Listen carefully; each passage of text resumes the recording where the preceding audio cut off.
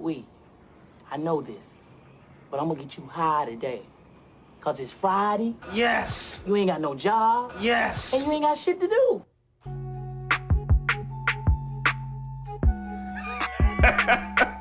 Yeah, that's something new. That's something new.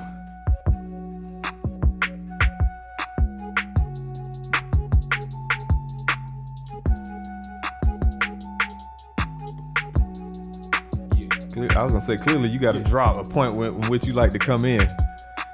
And we're back. Yeah. It's your boy, Abby Joe. It's your boy, Just Kingin'. And we are Hot Takes and Half Truths. Already. Where the agreeable go to disagree. Okay. Recorded live at the JKM studio in sunny, beautiful West Palm Beach, Florida. 561, baby. It's right. You're right. You heard the voice that you've been missing for a while. You've been missing it. Oh, I thought I was gonna get an applause. I got a gunshot. Man down. That boy back. Man down. These boys back in the building now, baby. Motherfuckers in trouble now. There we go. Get him. Get him. Oh, I get a round of applause. Well, that's for the podcast. Round of applause. Got the team back in action. Hell yeah. So what's been good with you, baby? Shit, man. Life. I bet. Life, challenges that we face, but smile through it all, take it in stride, and here we are. Had to go on a little sabbatical, to make sure I was handling responsibilities in the various aspects of life. But I'm back, baby. Yes, I'm back. Hell yeah, man. And your boy held it down. Absolutely, yeah. You got to give yourself another round of applause, man. Appreciate you keeping it going. And, kept the show moving, kept the marketing and shit. I see the post and see the I try to do that, everything going. So I appreciate that definitely, because I know I was damn near non-existent, but I saw your efforts, man, and they weren't without they weren't going unnoticed. I want you to know that on the air. Appreciate it. With that said, how have you been, man? You just gonna breeze past that? Man, it's been good, baby. Everything's been good and everything's been lovely. Looking forward to 2 weeks from now going to the crib. Okay. For the Essence Fest. Looking forward to that. Get home. It's been a while since I've been home. What are the dates of that? I might need to move this vacation. It's that weekend. It's basically July 4th weekend. It's the weekend after, because it kicks off, if I'm not mistaken, it kicks off on the 4th. Okay. That night, and then it runs through that Sunday. Okay, for sure. And my homeboy, you met the core. He got a little event Friday night. So okay. I'm gonna go check that out. Ladies Love R&B. You said ladies? Ladies. Lady. Oh, okay. Ladies Love R&B. No doubt. That wasn't exactly an R&B sound. Unless you're talking Bobby Brown or something. But I think what is it? The Apris Lounge out Fulton. So anybody out there, July 5th, want to hear some eclectic music, DJ by DJ Groove Kid, I'm sorry, and Brian Michael Cox. So it's going to be a nice event. Hopefully I see you out there. There you go. Shit, I might have to cop a plane ticket. I'm dead serious, because I'm on vacation from the 29th to the 9th. So, what's up? I'll be there. And in fact, one of the cases for this. So we will be on the road. There you go. Recording live in New Orleans for the Essence Fest. There you go. There it is. All right. Well, shit, man. So, I'm rusty, man. So how we usually do this? We do the what you listening to, or do we do the what you drinking? What we sipping on? Drink of the week this week. Something simple. Something very simple. Something dear to my heart. Straight to it. Something dear to my heart, and it's a little clear. Yeah, a little white. We going white today. Kettle One. I feel like it's one of the better brands as far as price point and quality. Doesn't get much better than that. And then when you can run over to Sam's and get what we got here for $33, can't really be upset. Yeah. What's that? A handle? A handle for 33? Yeah. Yeah. So Yeah. So, and then we got a blending cup, a mixing cup, full of oranges and citrus, other types of various citruses. So it's gonna be for those that know Ivy likes Mr. Ivy Joe likes a Kettle One or a vodka and a lime or a vodka and an today orange. we're gonna try a little bit of the orange as well. I drink whatever. All the shit tastes bad, but I'll drink it. It'll make you feel good. You drink whatever. Kettle One. Tastes bad, but make you feel good. There you go. And I shouldn't say that. It's not specific to Kettle One. One day we're going to have that discussion. An adult discussion about the taste of alcohol. Yeah, we can definitely do that. I didn't like it growing up. It's just you get used to it.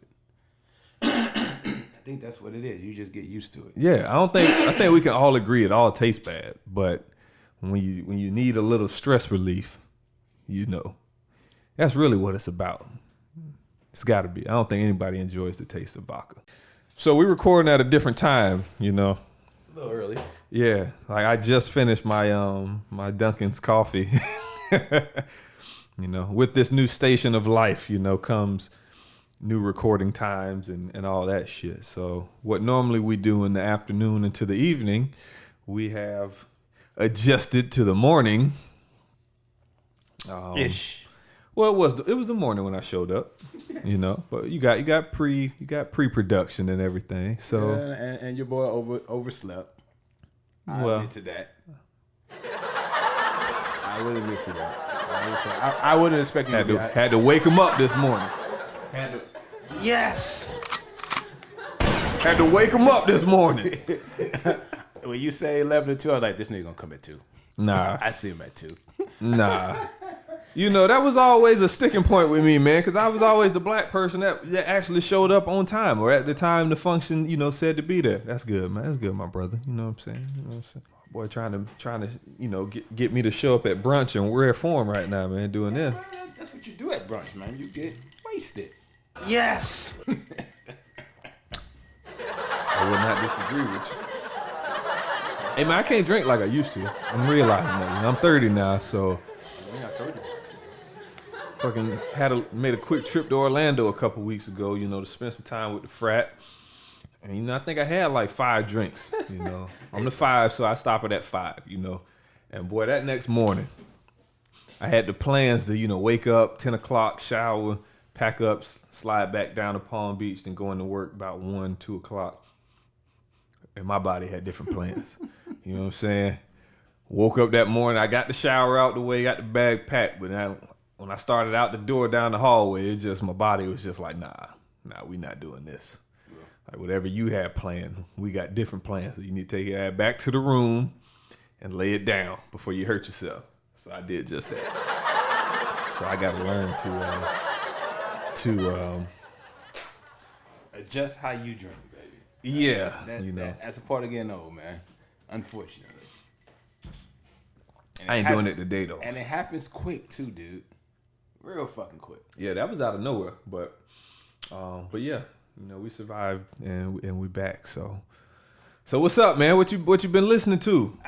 Dude, I haven't. I sound like a broken record. And that's why I like to bring my man Cool Carter on, because I know he's into that shit. But I'm listening to the Here you go, usual Urban Legend. Suspects. Urban Legend. Usual suspect. TM 101, I'm 102. I will say I'm getting a little more into Jay now. More of his catalog, the older stuff. Now that it's on Apple. Well, I bought it all, man. It's on the phone. And more of Lil Wayne as well. I had an artist I wanted to talk about too. But maybe it'll come back to me and I'll bring it up. What about yourself? Well, since you asked, so I know I haven't been on the show, but I have been listening to, some music or whatever. Good deal.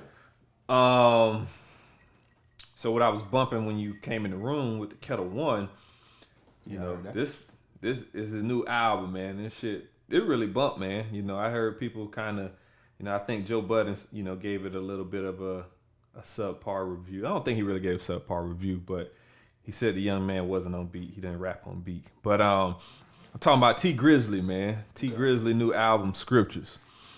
That's a hard album. You know what I'm saying? And typically I listen to music in like 3 or 4 different settings. You know what I'm saying? One setting being, you know, just driving in the car.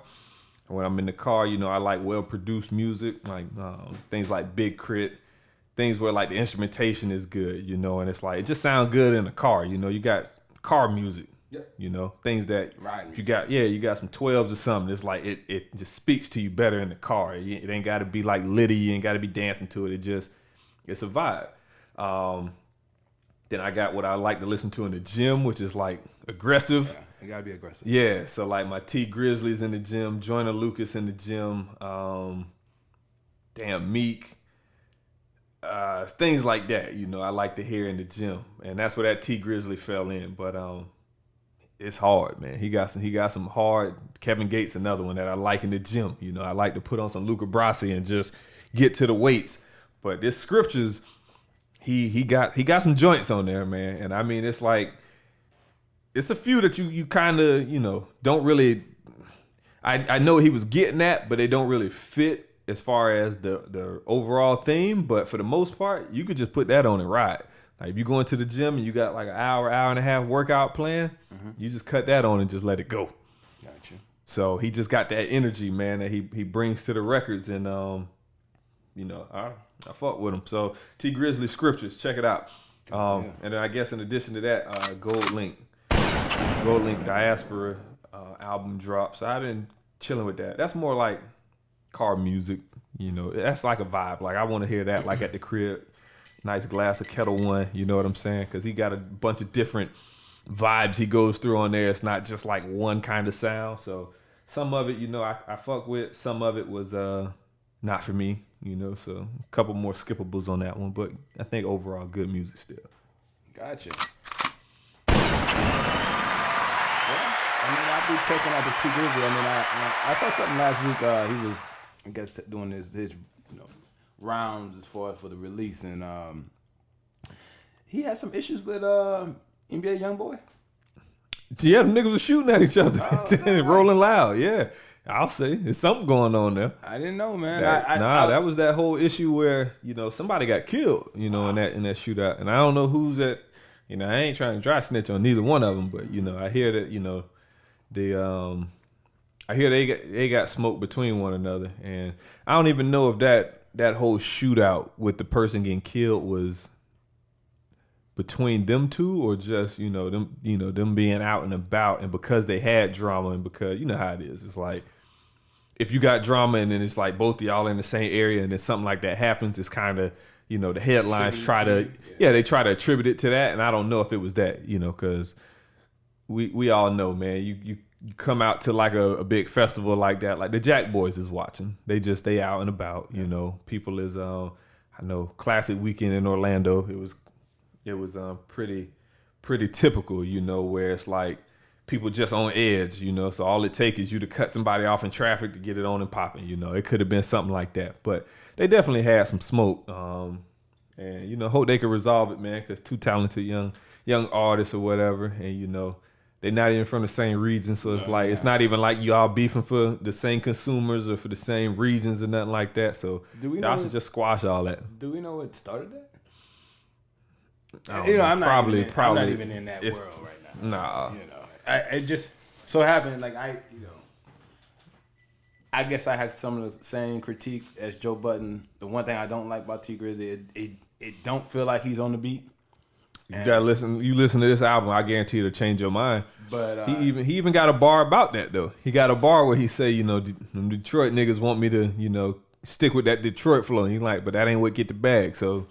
Cause I feel like I listened to the whole album, and I'm thinking every song he finna be, cause he do, you know, from his last songs like Win and whatever his other one was, man, the kind of one that had like the Meek Mill Dreams and Nightmare feel. I don't remember the title, but I used to fuck with it. Like yeah, he get on the beat and it's almost like it's a like you know, I hear people saying like he's in a pocket, you know, on the song, but yeah, he had a flow that was offbeat. Right, but apparently that's kind of like their thing, you know, to just ride it and just you be slightly delayed to the beat or whatever the hell it is, you offbeat. But he ain't on it on this album. There's like one song where it was like, okay, I see that one song. But it's so late in the album that like I don't see how you could listen to it, you know, and say like, oh, well, he's offbeat the entire album. It's literally like one of the last on the back half of the album. Okay, well, good deal. Well, T Grizzly, Scriptures. Check that out, folks. Over the last week, I guess it's viral. Went viral on social media. Another instance of white privilege, particularly when it comes to our judicial system. 22-year-old man, Joseph, was it Millie? Pleaded guilty to third-degree molestation. Was given 5 years probation of an 11-year-old girl. Essentially, he was raping an 11-year-old girl. And got 5 years probation, no time served. This whole case bothers me. And this should have get me in trouble, I'm sure. But this whole everything about this bothers me. Everything. It's white privilege mixed with, if there is a privilege of you know, ageism, if there's a privilege of like womanism or women's privilege, you know, it's kind of all that blended together. And it's just, so it was basically, I mean, the running away was there. And so there's some history of that. But it was basically saying that the young girl who was only 11, right, at the time, would use her mother's cell phone and go on these dating apps and create profiles that says she's 18 or whatever. Gotcha. So then she created a profile, and then the dude came and picked her up, you know, scooped her up or whatever. And then so that right there is like, all right, here you are, 22-year-old dude. You know she's not 18. I'm sorry, you know she's not 18. I will say that something in your brain had to question, like, how old are you? And I err on the side, because I done been in, you know, I've been in a predicament where it's like, you know, a few years back, Panama City spring break. And it's just like, you see some chicks out there having a good time and whatever. And it's just like, and they'll come over to you and talk with you and do all this. But it's just like, you just, you know, little things will stick out. Like from this instance, particularly, I was with my homeboys, you know, we were all 20 something. And like whole group, it's like a group, maybe 5, 6 girls come over and they trying to, you know, holler at us or whatever. But then it's like little things like the hairstyles.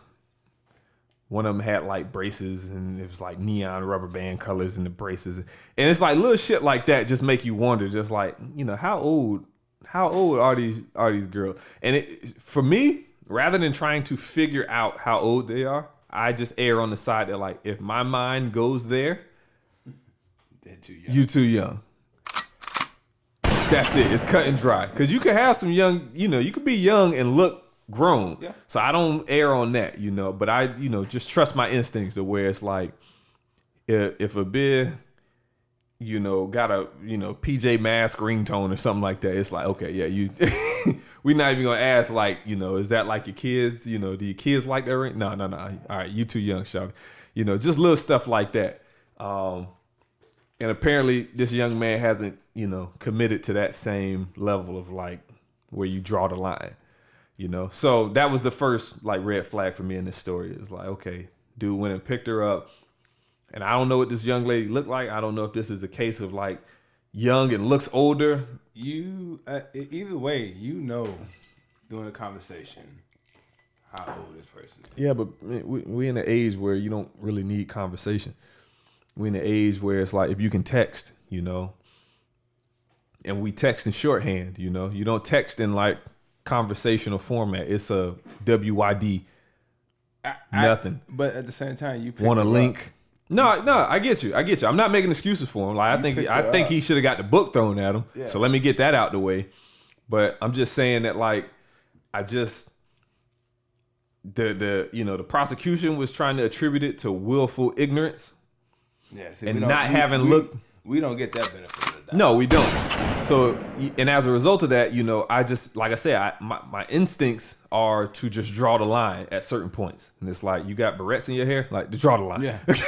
I don't know what old girl had, but going back to Panama City, like, these girls look like they could have been 18, right? But it was just certain behaviors.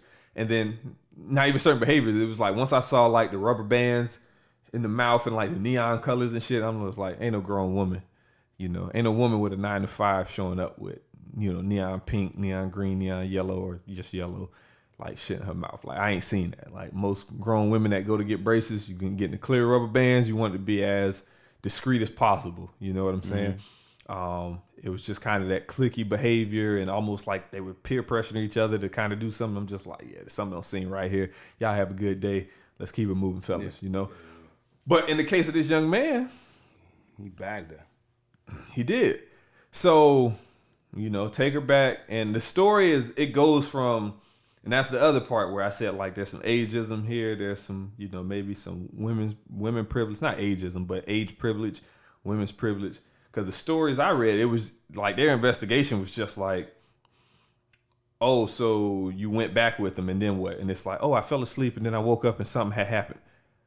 And it was like, it was cut and dry. Like, okay, yeah, so he did this. And it's like, but it's almost like you could have an underage person who's, revolting and against the house and not wanting to, rebelling against the house and wanting to be grown and stuff and get into some things that they shouldn't have been into, but that's what they decided to do.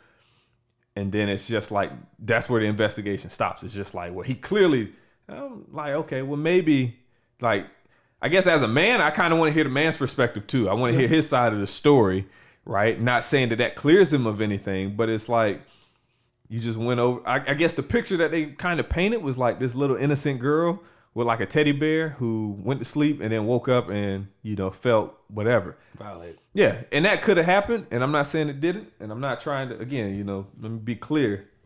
This nigga's disgusting and needs to have the book thrown at him. I was pissed off that he didn't get jail time. Yeah. Right.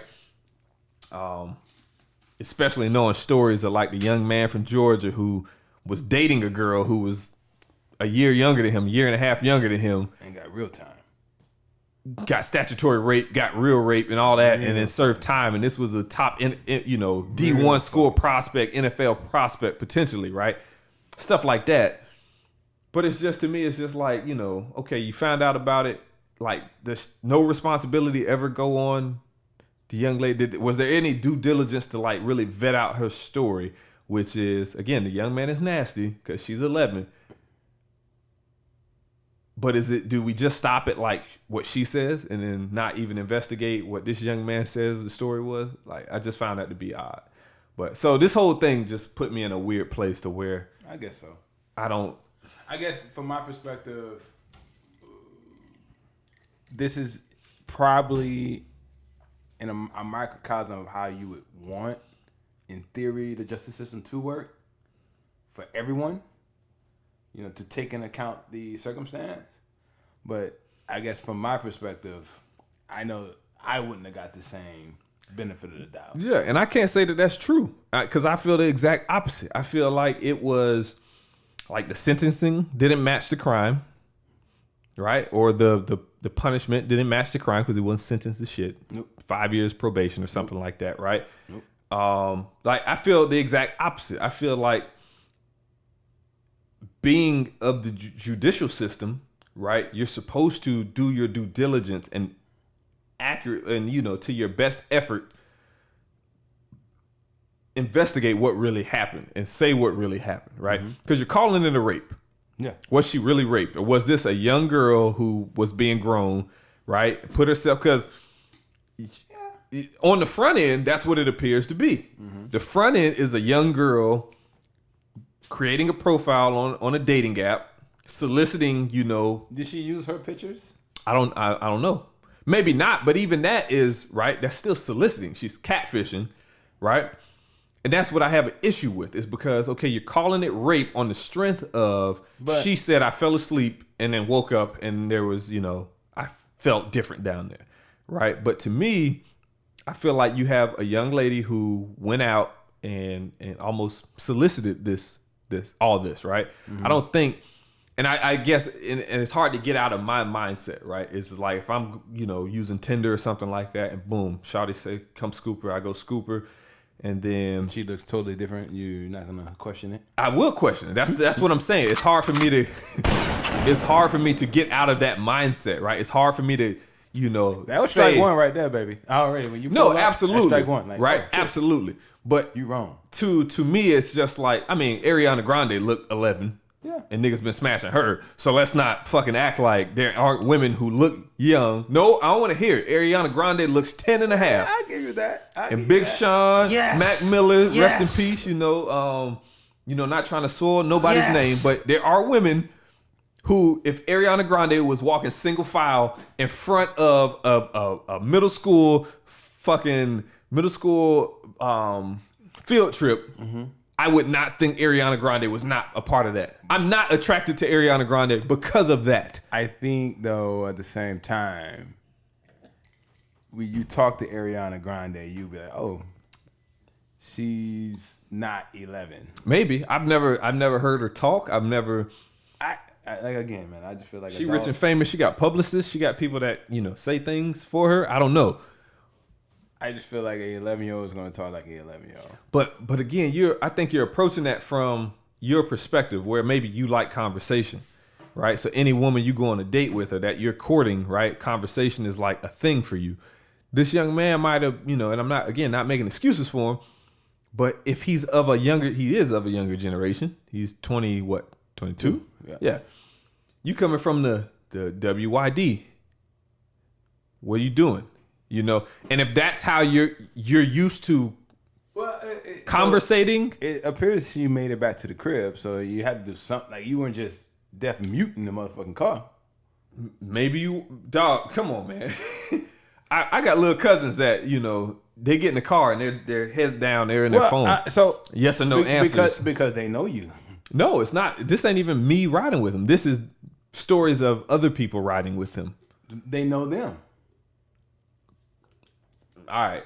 And this is exactly why this whole thing to me is. I feel like weird. So first off, it's a date. Like, if you go pick up a chick from Tenor, even if you are just picking up to smash, it's a date.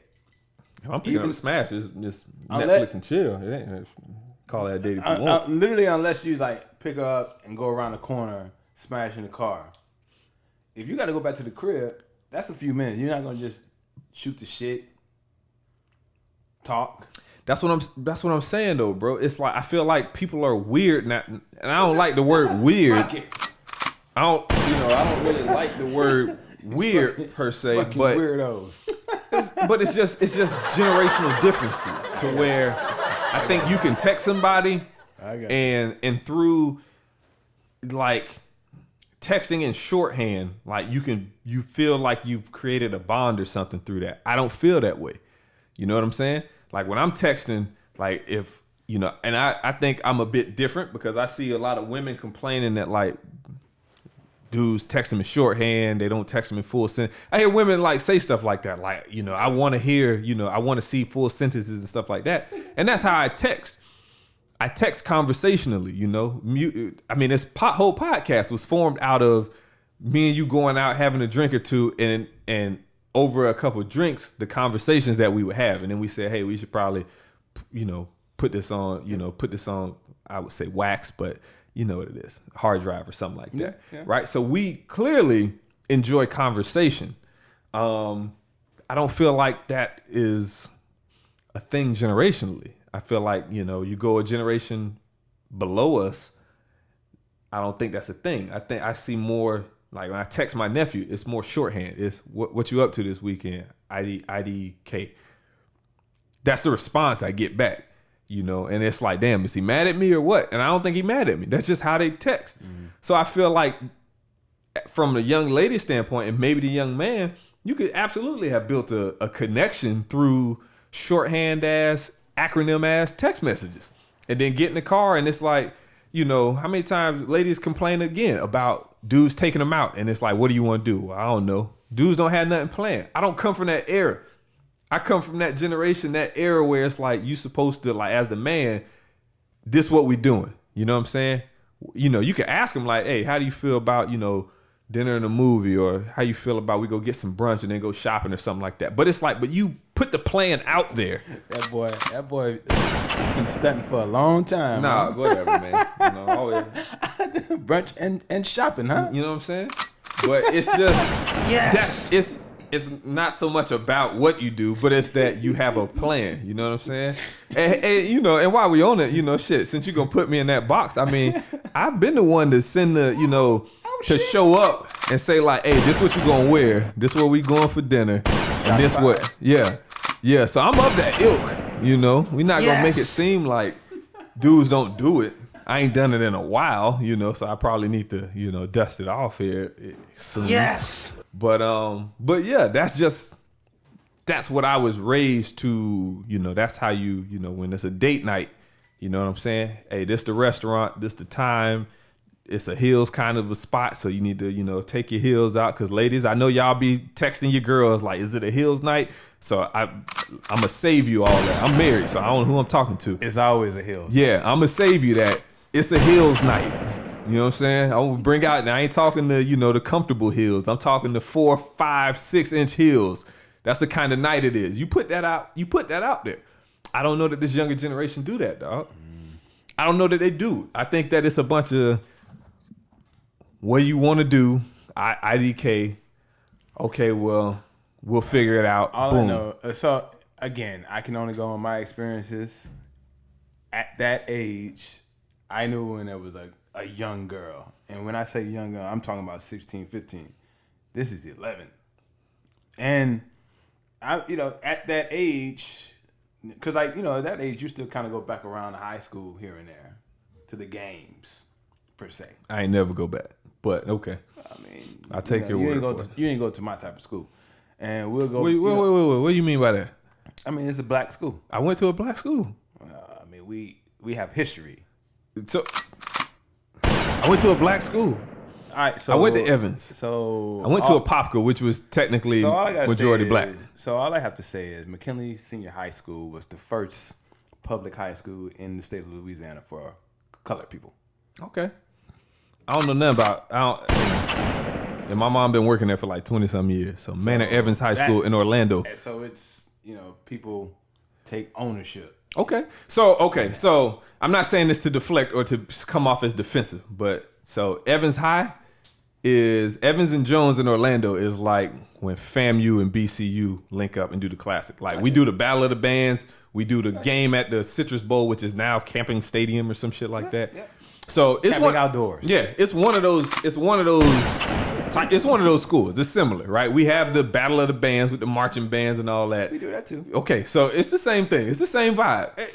And they actually do this like the week before All-Star Weekend, or not All-Star Weekend, but Classic Weekend and shit like that. So they usually, you know, so I'm of that as well. You know, I'm not so far removed from that. I move around a bit, but I guess what I would say is like I guess there's like basically alumni chapters. Okay. Like we come back every year for like this big picnic. All the classes before come back. So I guess all that makes sense to me. But I'm saying when you said like you still go back to the high school, I'm thinking you talking like. No, I'm not hanging out. I'm going to like a football game. Yeah. Or a basketball game. But even, I mean, okay. All right. We just agreed to, I wasn't of that. So I can't agree with it. So not saying that there's nothing wrong with it, because it's not, you know, but it's like, I didn't graduate and it was just like, damn, Evans playing on Friday? Yeah, we got to go to that. Like, no, it's more or less. I graduated and I'm just like, okay, I'm out. I would say think more like college in the sense that, it's homecoming. Got to go back for that. Feel you. Let's go back and see the people. Okay. I just never did that with high school. I feel, maybe it's because I felt like once I'm done with high school, I knew the stories of like the 18-year-olds getting jammed up to 17-year-olds. So it was just like, I'm done with that. And so, exactly. And plus my girlfriend at the time graduated with me. So it was just like, there wasn't no reason to go back. And so that's why I say I understand. Like at that age, I'm coming back. I'm like, she's young. She's cute, but she's young. Leave her alone. and again, that's 16, 15. 9/11. Like that's different. I'm with you. Like I say, I'm with you. I got I got firewall set up, man, to where it's like you can't even mention certain things without red flags going off in my mind, and it's just like, okay, yeah, this is. And again, like I said, like we already said it. Like, okay, I get it. It's new age, shorthand.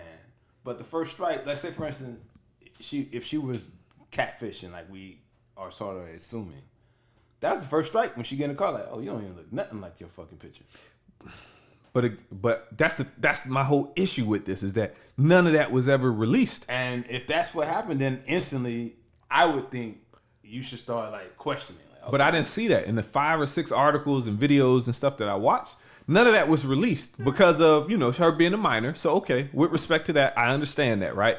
But I at least want to know that was investigated. Like but let me put it this way, right? Because if the tables were turned and this was, let's say, me at 11, 12 years old, right? And I'm catfishing an adult woman, right? Well, how is that story going to come out? They don't protect us like they protect. Okay, so maybe I can't. Moment of silence for the gunshots on that one because they don't, and that's what I'm having a hard time, separating. Is that's why I say there's some, it's a young woman, right? And I know, and I feel a certain way about like my nieces, my young cousins and stuff, right? Yeah. Whereas it's just like, okay, who are you? When like a young man, who are you? How old are you? It's that scene from Bad Boys 2. Yeah. You know what I'm saying? What'd you say your name is? How old you say you are? 15. Nigga, you look 30. That's what I do with my young cousins, female cousins. You know what I'm saying? Little sisters, all that.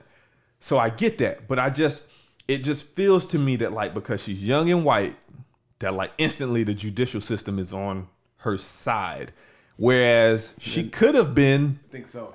Yeah, and that's what it feels like, right? And I'm not saying that. I think that's how it is in general anyway. It's just typically, if it's someone of our hue, they throwing the book at us. Absolutely.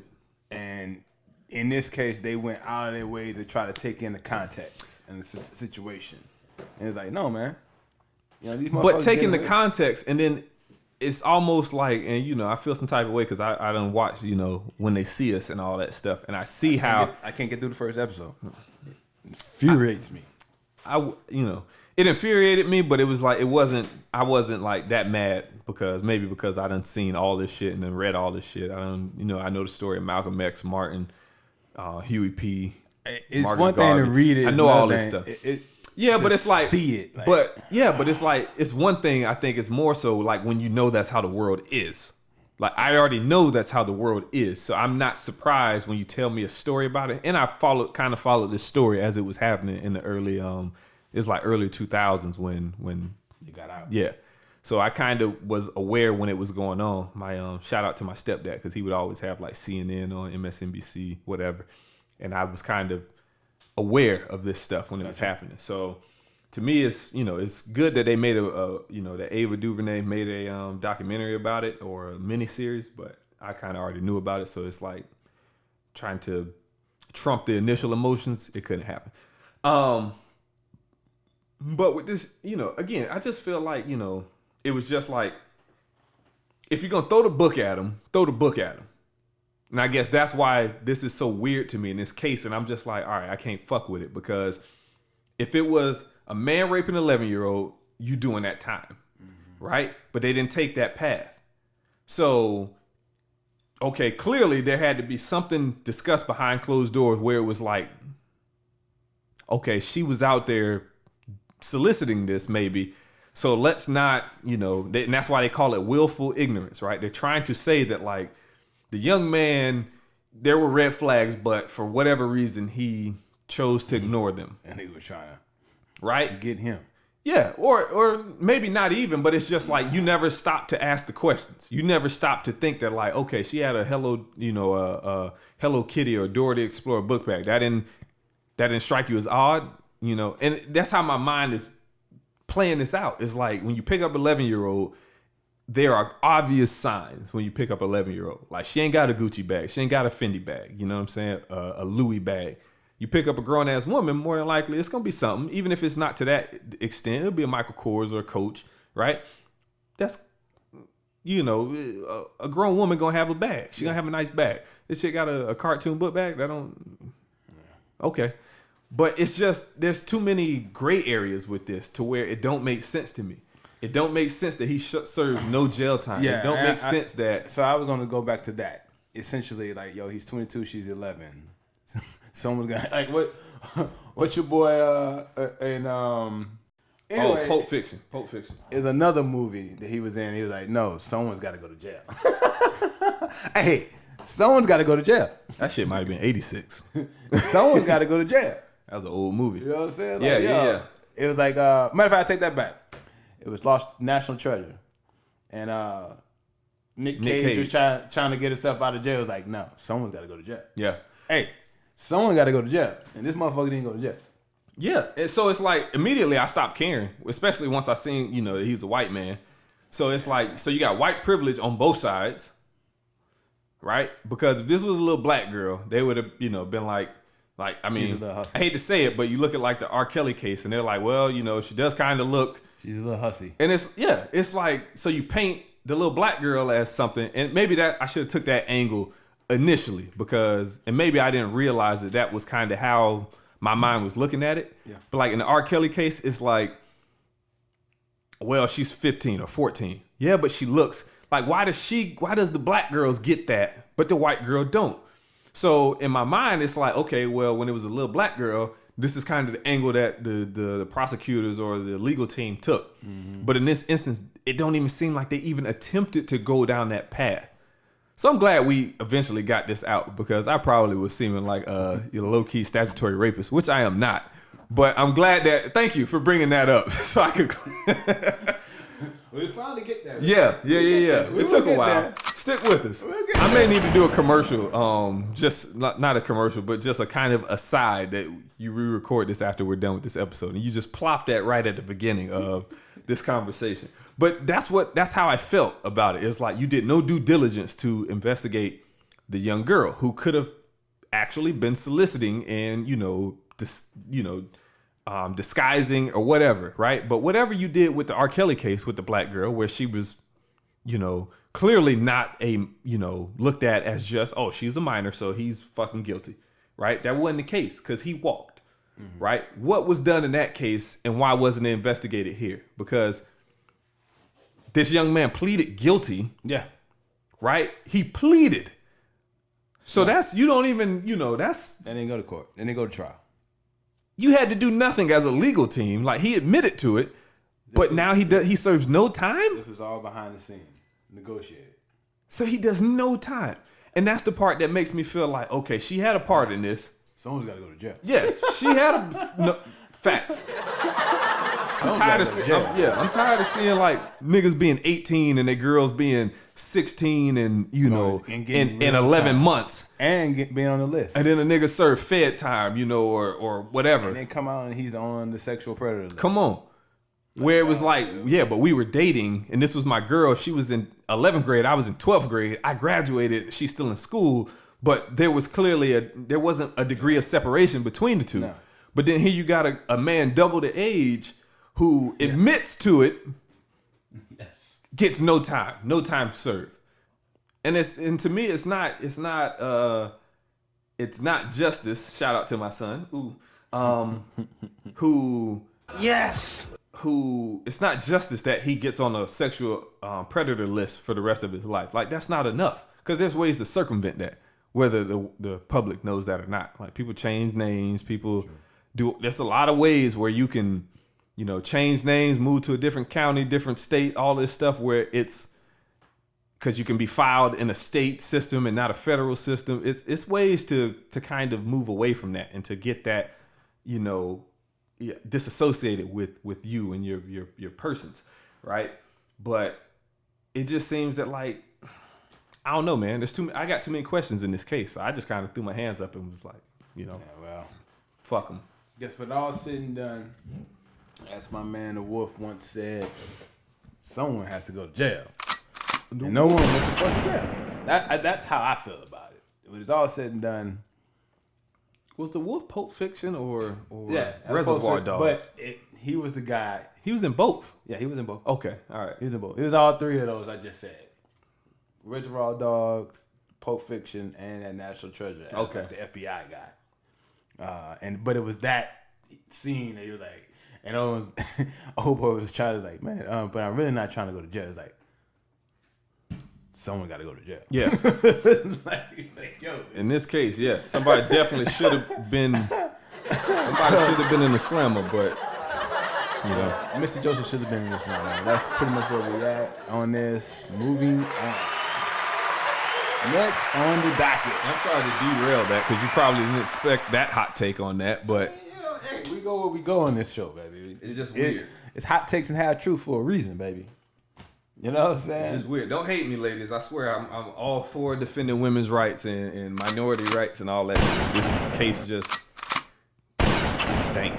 This shit just stank. That's all it is, man. It just. Gotcha. So we're gonna jump into this UAW. Yeah, we're gonna jump into this real quick. I guess we're not, we'll just jump into it. I don't think we're gonna spend much time on the actual topic itself, but we're gonna get around on Challenge accepted. Let's go. We're gonna get around on the politics of it, the matter. At any rate, Volkswagen has a factory in Tennessee. Last week, Chattanooga. Chattown. Yeah. And last week, UAW, the United Automobile Workers, tried to unionize this particular factory. If you do not know, most of these southern states have a right to work law. And since they do, and this is like a new factory, they haven't had any unionized workers. Some factories already have some unionized faction of their workforce that remain in those areas. But this is a particular new factory in the States and didn't have any, and they tried to unionize last week. This is actually the second time they tried to unionize, and they fell short by about 35 votes for all intents and purposes. There's about 1,600 workers there, and 833 were opposed to it. So they fell short about 40. But I think the reason why I brought it up is more or less it's a right to work state. I feel like, in my experience, a lot of people don't understand what right to work means. And I feel like unions get a bad rep in this country at this point. Particularly when it comes to Volkswagen, one of the things I find kind of interesting is that this is their only factory outside of the state, outside of Germany that isn't unionized. So it's, a part of their culture, so to speak. Mm-hmm. And they kind of fighting it here, and it's obvious the reason why they're doing that. And then on top of that, it kind of got political because they had state politicians, even the governor got involved, trying to say that it's better for employees to have direct relationship with their employer as opposed to going through intermediaries like a union. And while I guess I could see some benefits there, the union has been a part of a lot of the benefits that we are accustomed to in this country came about due to union negotiations, like the 40-hour work week, vacation time, sick leave. A lot of this came about because they were collectively bargained, and then it just became an industry standard. With that said, I guess the biggest thing that in my mind and reason why I brought it up is just, we live in a right to work state. And again, I said it before, I say it again. Most people don't know what right to work means, which is essentially, a lot of times people think it's, I have the right to work for this company, when it's actually the company has the right to let you go whenever they want to. Whereas in a lot of instances in unionized type shops, there are steps that they have to do before they let you go. I equate it to, I work for the government state government, but I worked for the government for about 5 years, and even if you kind of a shit show, they still have to go through certain steps to let you go. So like, you can't just let go. Like for instance, fun story. there was literally a crazy woman worked with us. She was on medication, and every once in a while, you knew she wasn't on medication because she's like, they would always say because like on the medication she'll be mumbling her words, and you actually really have to like pay attention to what she's saying because she'll be mumbling her words. But then they would always say if she's speaking clearly, she's not on her meds, and she's done some crazy shit before. You know what I'm saying? In the workplace. Yeah. And they couldn't just fire her because of kind of like those stipulations that she has to be warned, she has to be this, that, and the third, you know. And if you're aware of her shortcomings, you have to take that into account. All that came about because of unionized, collectively bargain, like protections that, you know, I guess the short end of it is, how do you know what's acceptable if you don't know what's been going around? Like, for instance, in our circumstance, when I got the job, literally within a month of it, I realized I fucked myself by not trying to get more vacation time. Yeah. Like, same. You know what I'm saying? Like, yo, I deserve more. Matter of fact, I left a job where I just got the bump. Yep. And now I got to this job and now I took less. Yep. And then come to find out, another cat came in. He was like, yeah. I made sure I got my extra 5. I was like, oh, fuck. Yep. You know what I'm saying? Like, that's the type of shit that you walk into when it's like non-unionized. Because at that point it's like, yo, you got 10 years of experience? Oh, you should get the next. You shouldn't come in like you're fresh out of school. Like you're a jit. Exactly. Spelled with a J. So that's the kind of, like, again, I can see both benefits. You know, like if you're a very sharp individual and know all this shit and you can negotiate well for yourself, you may come out better. Mm-hmm. But we always say, you know, in the government, that's the exception. When you make rules, you don't make rules for the exception. You make the rule for the rule. And you're trying to accommodate as many of the masses as you can. And again, like I said, I just feel like unions getting a bad rep. And this is just, when I saw this, I was like, I'd like to at least talk a bit about it. I know you have some other takes on it. You have your experiences, particularly with this particular entity. Yeah, I which I dropped on you this morning. You thought it was gonna be a easy discussion. I didn't, you know, I'd be forgetting that you have your experience. In the wise words of Spice Adams, Yes. Yeah. So as you're saying this, right? Mm-hmm. I got this page right here, and you know, just for, I guess, qualification, I used to work for the union for a whopping 1 week, but them niggas got their month worth of union dues out of my ass, man. UAW. So I got this page, man, and it says unions did not create weekends, 8-hour work days, living wage, 5 days, 40-hour work weeks, right? They attribute those successes to themselves, but that was a creation more of Henry Ford to attract workers to his plants at the time. And, you know, Henry Ford, kind of the father of vertical integration, or I forget the other word they used to describe that, where basically he wanted to have a hand in and ownership in every aspect of producing his vehicles, be that the foundries where parts are, you know, made and stamped, mm-hmm. to the assembly line, to maintenance dealerships, all that stuff, right? He wanted to be vertically integrated to where assembling, you know, the early Fords, he had leverage in basically all those aspects, and mm-hmm. the parts and the assembly, again, manufacturing, and then in the selling and stuff like that. So with that, you know, he, you know, put these things out there where it's like, hey, you only work this much and we'll pay you double whatever the living, the average wage is right now to attract people. And then the unions kind of, you know, once those plants and those warehouses and things, because I worked for a parts distribution warehouse. It wasn't even a plant. when I was with UAW. It was with Daimler Chrysler, Mercedes at the time. And we were just a parts distribution warehouse, but we were still unionized, you know. But with all that, I mean, we had the option. So to your point, right to work, I can opt in, I can decide not to. So I was granted, you know, union membership at one point. This was like 08 or 09. I think it was 08. And, you know, what the union does is they charge you like a union due.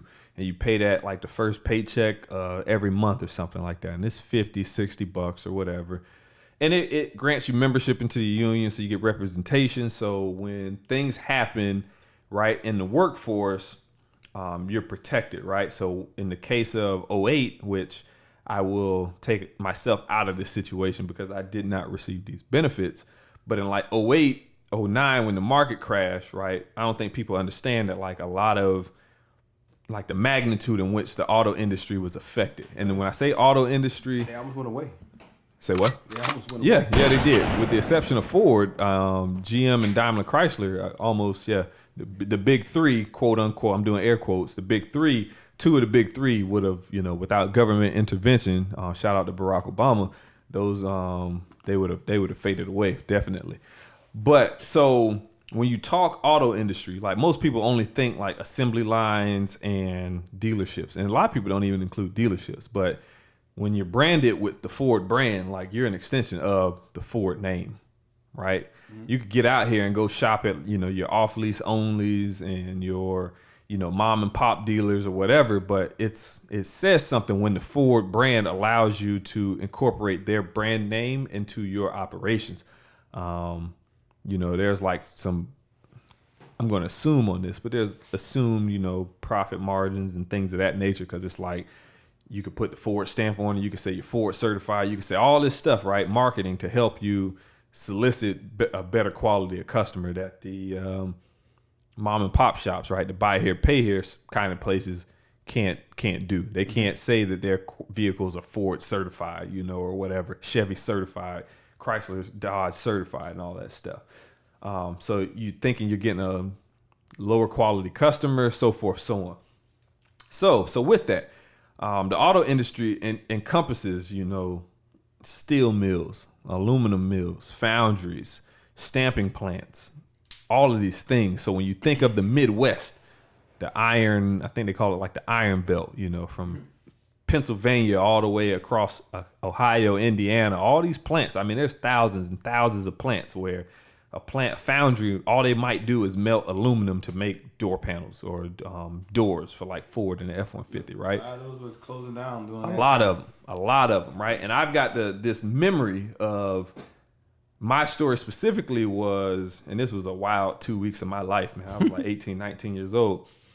Was, you know, they brought me into the room and they say, hey, you know, due to your performance, like you've been performing very well, we want to offer you full-time employment, right? And this is a 19-year-old who's in school full-time. I was still detailing cars like 30 hours on the weekends at the time. I was living with my sister, helping her out because she just got divorced, going through some stuff. So it was a very dynamic point in time in my life where everything was kind of in, you know, disarray. Daimler Chrysler offers me this full time and they say, hey, what we'll do, assign you full time. If you join the union, right, you'll have these protections and all this stuff is that, you know, if something was to happen, you know, your job is protected, right? You would be protected through your job. So I signed that on like a Wednesday or Thursday or something, right? And I'm good. I give them my $60 because I think we got paid on like Thursday or Fridays or something. So boom, you got the 60 out the paycheck. I'm good though. I'm protected. Dog, we come back that Monday, and I remember walking through, you had to go through a turnstile to get into the plant or into the warehouse. And when you come through the turnstile, you basically, right to the right of the turnstile, the left was just a wall. To the right was kind of the cafeteria area. It was just a row of cafeteria seating where we would eat our lunch and stuff like that, refrigerators, vending machines, all that stuff, right? And on the wall, there was a wall like kind of in front of you, but to the right, the wall of the cafeteria was all this dot matrix paper just stapled or taped to the wall. And we're talking probably 7-8 feet high by about 15 feet wide. And on each sheet was probably 10 or 15 highlighted lines, right? And this is all the factories and dealerships and foundries and warehouses and everything that was shutting down. Mm-hmm. So it's like, not a week ago, I got full time, but then I come in on Monday and you're telling me that, you know, between dealerships and foundries and plants or whatever, 80 closures. 80 closures, and of those 80 closures, we're talking hundreds and hundreds, maybe thousands of workers that are displaced now. So what ended up happening was cats in Ohio and Michigan or whatever, you know, because they were a union and they had seniority over us, it's like, okay, well, the union protects them and they're going to displace these guys to other unionized places that didn't shut down. So what happened was the group of us, it was about 20 or so, who were granted full-time employment, that shit was revoked and basically taken away from us due to the union, you know, to plant shutting down and all that shit. Well, that is one of the disadvantages of the union. Seniority goes a long way. No, absolutely, but it shouldn't. I mean, I'm trying to remove my own bias from it because it's like, you know, I'm just as much union as this guy was. Yeah. He just got more time in it, right? So you take out time. I mean, I would have contributed the same amount of money if I had. So I get it when it comes to schedule, because they used to, you know, they have occasional like annual or something like that where what shift do you want to work? And a guy with 40 years gets to pick his shift before I would, obviously, with just being hired. It makes perfect sense there. But it's like, to me, it was like, how do you push me out? And I'm union. You took my money, right? You took my 50, 60, whatever it was. And they took it, I think, two payments or something like that. Because I think I signed up for it before I was technically granted full time. But it's like, how do you push somebody out and basically fire somebody, a union worker, and everything. But all that aside, I mean, so I guess the one thing I will say, I guess, if you're looking at it, if you're being unbiased, like that, and I guess me being not, I didn't have to go through it, so yeah, I guess I would be as close to unbiased as I can be. If you're looking at it from a perspective, if it's a motherfucker that's been doing this same job for the last 25, 30 years, and he's barreling down on 50 plus, 60 years old, you know, and you 19 in college, who has the better chance of hitting the ground running at that point? Oh, that wasn't a question. You know what I'm saying? In that instance, because me and John Foster, like them old, and you know, and that's kind of, you know, I saw it from the inside out, you know, and you know, I knew there were people. There was a guy there, I forget his name, but it was a white guy from like Ohio or something like that, 6'2", 6'3", bald head with the beard. I remember him. I don't remember his name though. And this guy, very humble guy, very, you know, down to earth. I remember one day, you know, after they took our job back, he you know, was, I guess, empathizing with me or whatever. And he admitted, he was like, dude, he said, it's fucked up, I know. He said, because we are probably the most highest paid unqualified. And those weren't his exact words. He was a little more, you know, rough and rugged with it, but basically saying, we're a group of dumbasses that you're going to have to pay this money. All right, he's like, we're the most uneducated, probably unqualified. And I know that's anecdotal, and I'm not trying to say that to apply to everybody, because you will have intelligent people and capable people. But for the group that came to our plant, to our, you know, warehouse, he was just like, we are, you know, it's just people are complacent, you know, and that's what he was saying with the union. It's like, you know, a lot of people, they, you know, when you get in the door, you try, but then because you know you're protected, it creates this culture of like complacency where it's like, oh, I've been here 15 years. You can't do that to me. And then, and just to give you an idea, like when they were trying, it was me, John, and Dion. I remember us three, dog, we was the big three before Ray Allen. And this was around the same time. You know what I'm saying? We was the big three before Ray Allen, The Truth, and KG.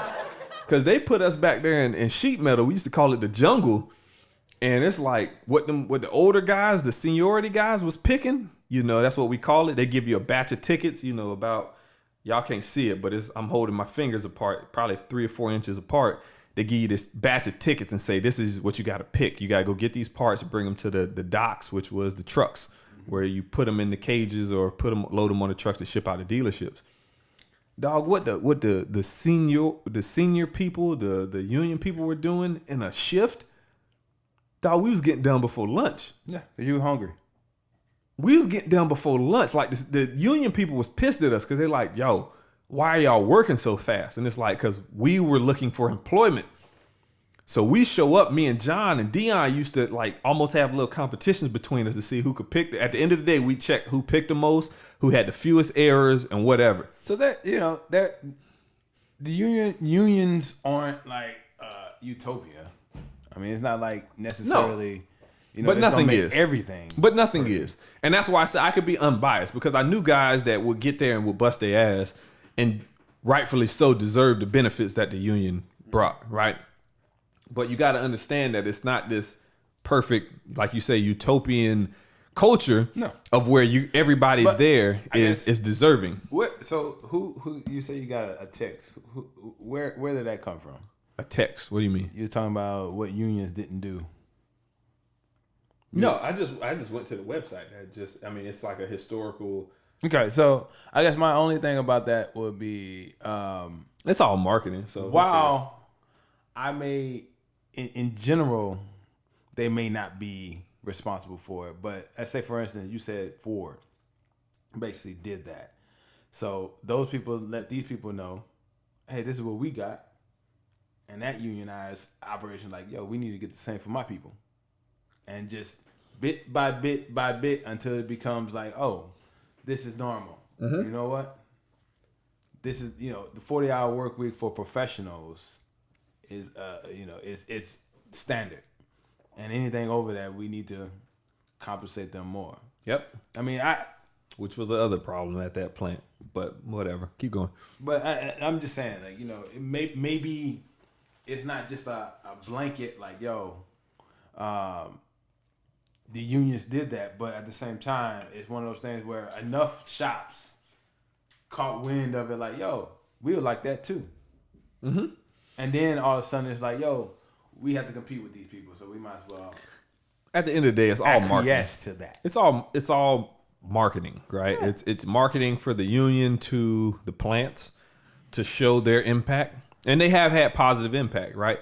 That it's this again. I used the word anecdotal before, right? And that's when you take like a one-off event and you apply it to every other situation, right? So if I could say, when you wear the floral hot takes fitted cap, you get the girls, right? Yeah, I do. And then saying that from that point, anytime you have a floral hot takes fitted hat on, you're going to get the girls. Like, that might not be true. It might have been some other things. The drinks might have been exceptionally good that day. Coming soon. Yeah. The drinks might have been good that day. The time of year, the festivities, just the general vibes might have played into it as well.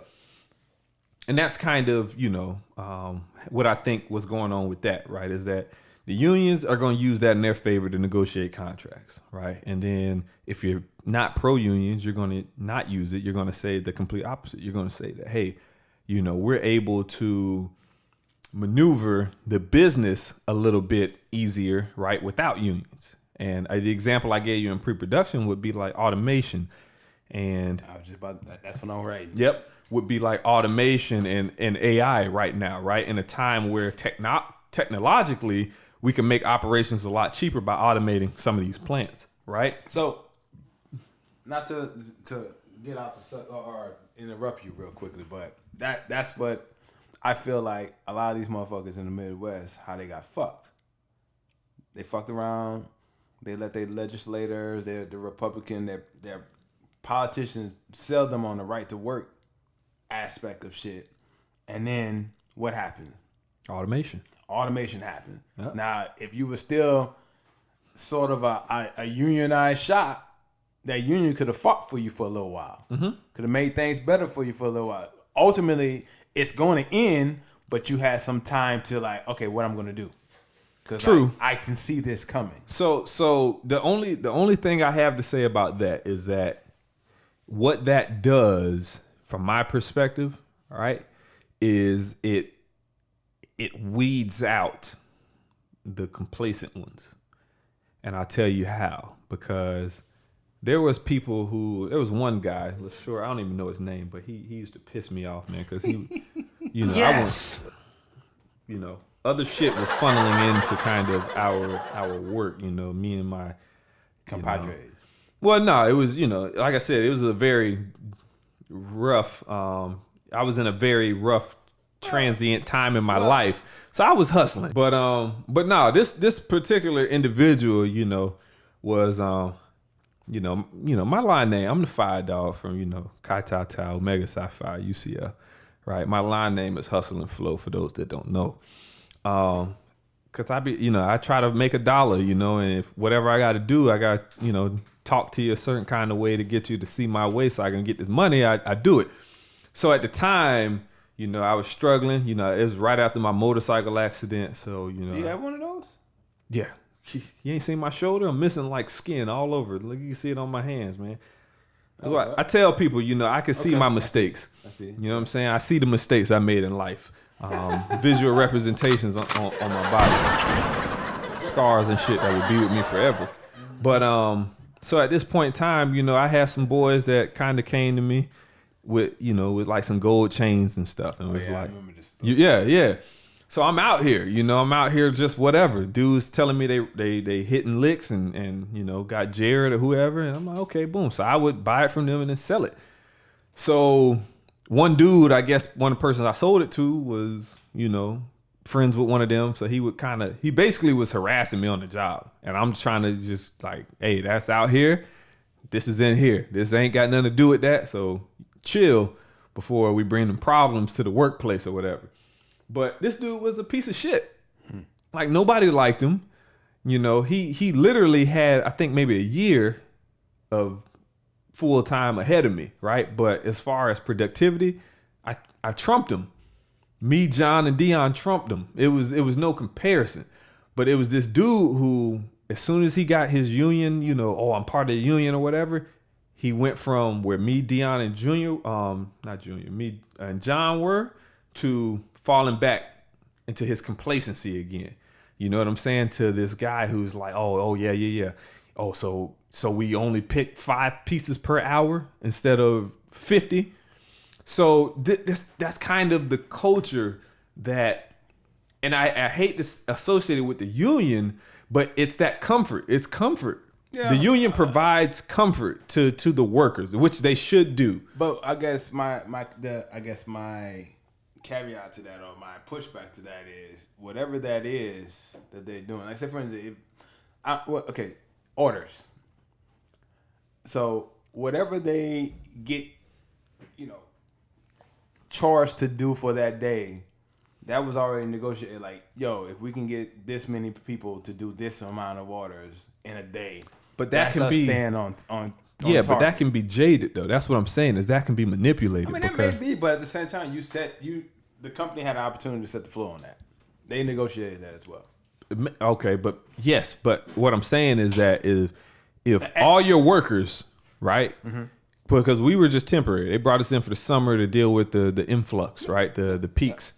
So if for the majority of the year, even if you include the summer and you say, well, hey, here's our average production, right? Mm-hmm. Yeah. It's going to be jaded because the majority of the year you had these old guys who were only doing 20 picks an hour. Okay. You know what I'm saying? So it's jaded, right? Not to say that you're going to be having like the young bucks like me and John and Dion in there. And Dion wasn't even young. Dion was probably 40, but Dion knew that $19, $20 an hour, that wasn't easy to come by. We was getting $20-something an hour, dog. Mm-hmm. You know what I'm saying? I came from fucking Winn-Dixie with $7-something an hour. And then I went to FedEx, which was $10 an hour. The hardest fucking job I've ever done in my life was at FedEx. Fucking loading trucks. The hardest job, dog. $10.50 an hour on the back shift.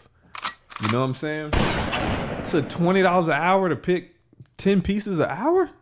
Like, dog, this is a snack. This is a smorgasbord, dog. This is a buffet, And I can't help but to feel that, the union, and it's not the union's fault. It's just, I think the inherent just problem with people in general, right? And maybe it's an American trait or whatever, but it's like you put me in a place And then you make promises that like, hey, this was literally it. It was like, as long as you aren't late, they can't fire you. Yeah. This was literally, I ran a damn train stop so I wasn't late getting back from lunch. John Foster can attribute, he can hand on the Bible, dog. With fucking the things that's coming down and it's flashing and John like, yo, if we don't jump this shit, we're gonna be late. I ran this shit, bro. Ran it so we weren't late. As long as you're not late, you can't get fired. Is what's kind of the mentality in that. And this is just a parts warehouse. This ain't even a plant. This is just a parts warehouse. Yeah. And I feel like, workers grew complacent due to the union being as effective as they were, right? And not to belabor this, but it's just the automation thing. I'm a firm believer of, and an advocate of continuous improvement and constant learning and educating yourself and developing yourself as a worker, right?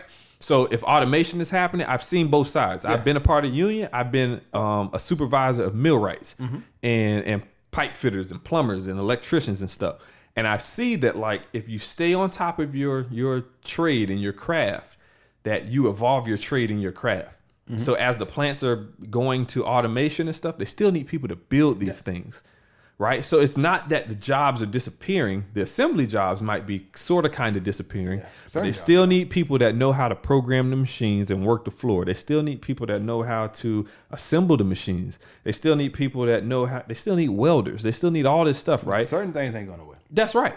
So you just, you have to be, you can't be so complacent to where you're not observant to how your industry is changing. And then once you get on board with how your industry is changing, you go to your supervisor and you say, hey, I want to be trained on how to program this machine. I guess my only, pushback to that is it's kind of, we was talking about it earlier as far as like the rule and the exception. What you're talking about is the exception. Most people are exactly what they are, sheep. And they not, touche. They, what I'm saying? They got it good now and they just living in the moment. Touche. I don't disagree with that. But again, complacency is, they say curiosity killed the cat. I think complacency did. Even without unions, people are going to get complacent. Like it could be, the same shit can happen if you were just like a sharecropper back in the day. And you got this plot of land that you're going to be able to feed your family and make a little money. And then all of a sudden, the person that owns it sells it. Now all of a sudden the motherfucker don't want you. But even that example is different, right? The example of it may be a little different. Selling of ownership, transference of ownership is different. You're talking technology, right? You're talking a technological advancement that doesn't eliminate you. So the same thing could be said about at that point, tractors. And what I'm saying? So that's where I thought being able to take care of. So that's where I thought you were going, right? So what do you do in that instance when you see and you hear that tractors are being rolled out? Sharecroppers can't afford that type. But you don't have to afford it. You just have to be trained and knowledgeable. That's what I'm saying. Is that when you're complacent, I'm talking the extreme. Like if we're looking at the complacency on a spectrum, right? Because it's not just one thing. Nothing in life, I used to think that life was black and white. Nothing is really black and white, right? We try to make it black and white for simplicity, but nothing is. Even complacency is a spectrum. Yeah. Complacency in the form of like marriage can be like, I leave a plate out on the table. I know my wife or my husband will pick it up and wash it, right? That's one form of complacency, but it's a whole nother when you take it to like, I don't gotta check in. I don't gotta handle my responsibilities in a relationship because they love me so much that I can take advantage of them on every aspect of this relationship and they'll stick around because of love. That's an extreme form of complacency, right? Yeah. The same thing exists in the workplace. Whereas in the form of, before you had manual labor out there, harvesting the crops. And now people got combines. I think that's what they call the big harvesting machines and stuff, right? So complacency would be to see the combines. This motherfucker knows all this shit. Because I work with these boys. Yes. I work with people that have thousands of acres of corn in North Dakota, which shout not out to North Dakota. There ain't really shit there. Nice people. The people are nice. That's all they got for them. That's on their tourism. It's like the people are nice. No tourist attraction, but hey, we'll treat you good. except for the little kids that never seen black people that will point at you in the Walmart, because that does exist. It's weird I had that happen to me going to, where were we going? We're going to Reno, and we was in like one of those like Midwest states, and we stopped to pick up something from Kmart, and like people were like looking at us like crazy. I was like, why? I was like, Dad, why are they looking at me like that? The kids will let you know if they've seen you or not. They probably never seen black people before. And they have not. In North Dakota, and that was the 90s. Well, I'm talking 2012, 11. Yeah, that was like the late 90s too. Like this is like 96. I'm like, why are these motherfuckers looking at me like 2011, I remember trying to go get a membership from the gym in Beulah, North Dakota, downtown. It was like a parade or something going on that day. And I'm walking down the street, just, on the sidewalk or whatever, just trying to find a gym. Every kid I walked past was just pointing, just like, I see him on TV. If even, like, damn, they do exist. Like, yeah, baby. I guess they do. But all that to say is that, I think at least I've witnessed, and I'm not saying this was everybody, because you definitely had a lot of people at that warehouse that understood that, like, hey, my job isn't guaranteed, and they would still work. But it was noticeable the amount of people who were of the different, opinion, where it's like, no, I'm in the union, I pay my dues. You can't touch me. Right? You could see both. Mm-hmm. So what I'm saying is, not saying that the union doesn't work, because the union, for the people on the right who understand that things change and that, hey, I need to be productive and I need to provide value, right? Let's just say there was a 30% of them, or let's say 20% of them, 20% of the people on the complete opposite spectrum. And then you had the people that showed up and did their job.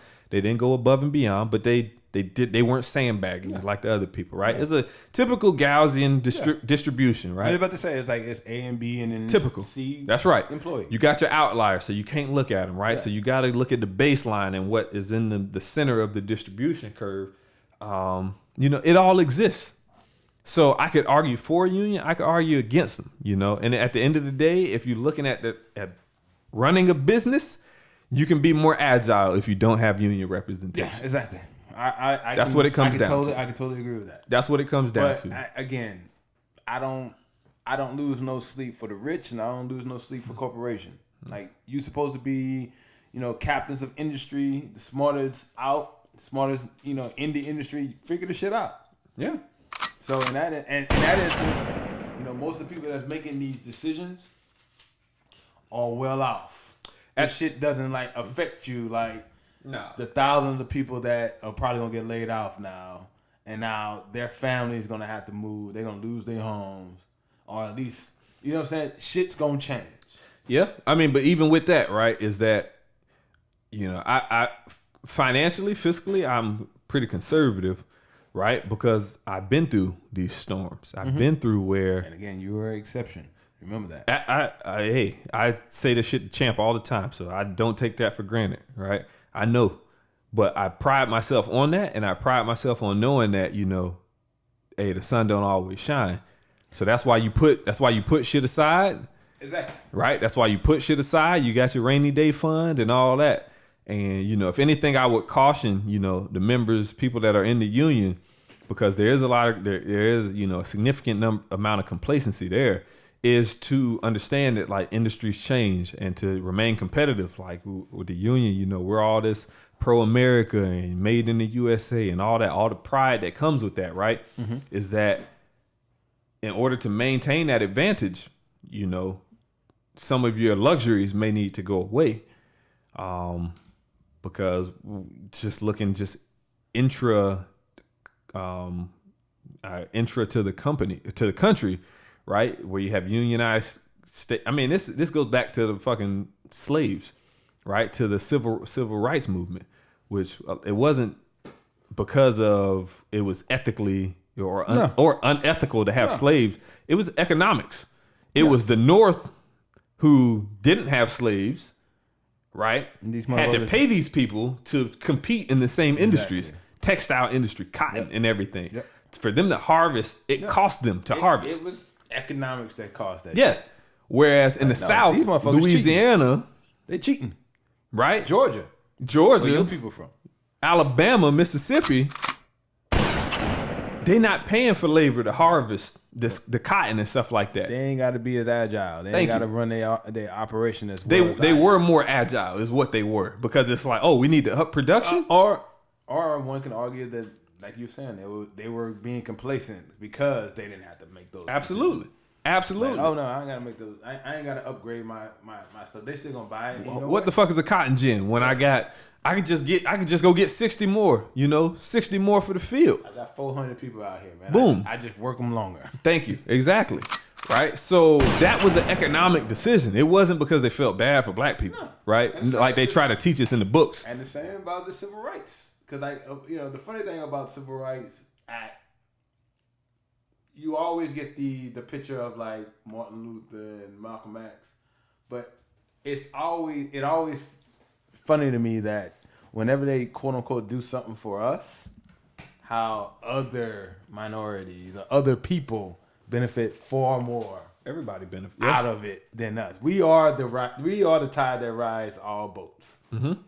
If quote unquote they're doing something for us, it always someone else gets far more benefit out of it. Yep. And without getting the stain that we get. Well, I don't know about. I'm not gonna argue. I'd argue like some caveat to that would be far more. I'm Latinos, because they have access to the country. They have easier access. I'm painting them with a large brush. Yeah. Again, we're talking about the rule, not the exceptions. There are some exceptions. Yep. There's always exceptions. But you know what I'm saying? Like, yo, we are the tide that rises our boat. But I guess the one thing I would push back on what you said earlier, as far as like what the benefits of unions, most people that work for unions make more money, benefits are better, retirements are better. You know what I'm saying? And that's all. It's designed to be pro worker. Exactly. So yes, I agree with that. And I guess this is and one of the things while you were talking, I guess it dawned on me, that that experience working with the state in the government and then the MPA. Essentially, when you work for the government and you are one of these people that's like tasked with putting in, implementing and putting in policies that benefit the masses, you take into account the fact that the motherfucker is not gonna do his due diligence. Yeah. You take into account that most motherfuckers just gonna, you know what? I'm getting paid well now. I'm gonna leverage myself all the way to the hill. Yep. And in that instance, unionized shops protect that person, at least to the extent that they'll get an opportunity to be like, you know what? I need to sell this extra car. I need to stop all these, trips that I'm taking my family on. I need to stack a little bread because it's coming down the pipe. Yeah. As opposed to these right to work spots where it's like, yo, Friday is everything good. You walk in Monday, oh, here's your pink slip. But I think that's anecdotal yet again. That it can happen. It can happen, but I don't think if you look at across the board, it's competition is what it is. It's been happening though. Yeah. Yes. Hell, and again, it's happened at where we were. So yes and no. I'd say it again, is that nothing happens overnight. Nothing happens without the moves being announced right in front of your face. You know what I'm saying? Perhaps. But it's there. At the same time, you leave Friday and you come back Monday, that's definitely happened. Yes, but it doesn't happen like, Friday to Monday. It's been happening. Like it's been happening. You can see like with I won't keep it personal with us in our industry, right? But with, let's say, automotive, you see the automation happening, right? You see it. The problem is that the complacent, right? When you get complacent, that means that I don't feel I have to develop myself and better myself. So we agree on that. I feel like typically the wall's on the writing. The writing's on the wall. Yeah. Sorry. Shout out to the Kettle One. Yeah, exactly. Yes. That second glass will get you every time. But we pouring up in tall glasses too, by the way. But what I will say is, what do they always do when? Because I think if most companies act as in the industry that we in, they address it along the way, but they also address it in a manner that makes you feel like there's an opportunity for me to get past this. And there is, but it's like, I think that you just have to, again, man, when you're on the left end, which is the more extreme end of complacency, like you don't feel like you have to. I think that's the exception, though, dude. I don't think it is. I think it is. I don't think that. I don't think that because you pay somebody $50 a month, right? That you are immune to, and this isn't unique to one industry, right? It's not unique to It's not unique to the automotive industry, like manufacturing as a whole, right? Processes as a whole, whether you're talking automotive, electronics, power generation, and energy, like automation is happening. Yeah. Right. So if you think that because you know how to swing a hammer and turn a combo wrench, that your job should be secure for the entire span of your life, I think there's an issue with that way of thinking. So I guess what I will push back at is I think what they feel like, in a unionized shop, so to speak, what would typically happen, or at least what they would want to happen, is that while that is happening, we start, while we all, there are going to be some losses. Yeah. We know some jobs are going to be a loss. But at the same time, we're going to be able to save some jobs in the interim by retraining these people to do these other jobs. But they do that. That's what I'm saying. I don't think, perhaps, but I don't think in this situation. So I feel like even in our industry, what I've noticed is the propensity to let people go that are kind of like hanging on at the back end of their career, and then bring in college grad jits, as you would say, as you Florida boys would say. Yeah, spelled with a J, not a G. Jits. We don't spell jit with a G. You know what I'm saying? To do the exact same job, but for about 40 to 50 grand less a year.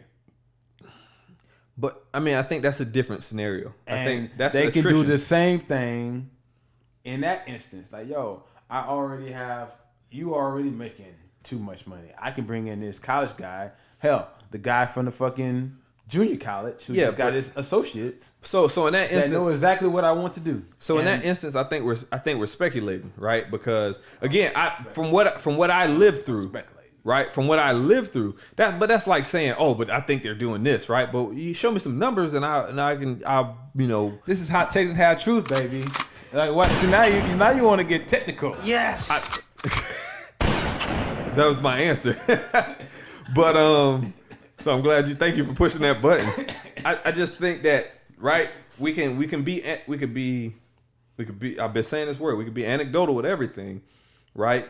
In our instance, I don't think that they are purposely saying, hey, we could replace a retiree, a guy with 40 years, we could easily replace them with this guy. I don't think that's the case, right? You know what? I think you give them a lot more credit than I am.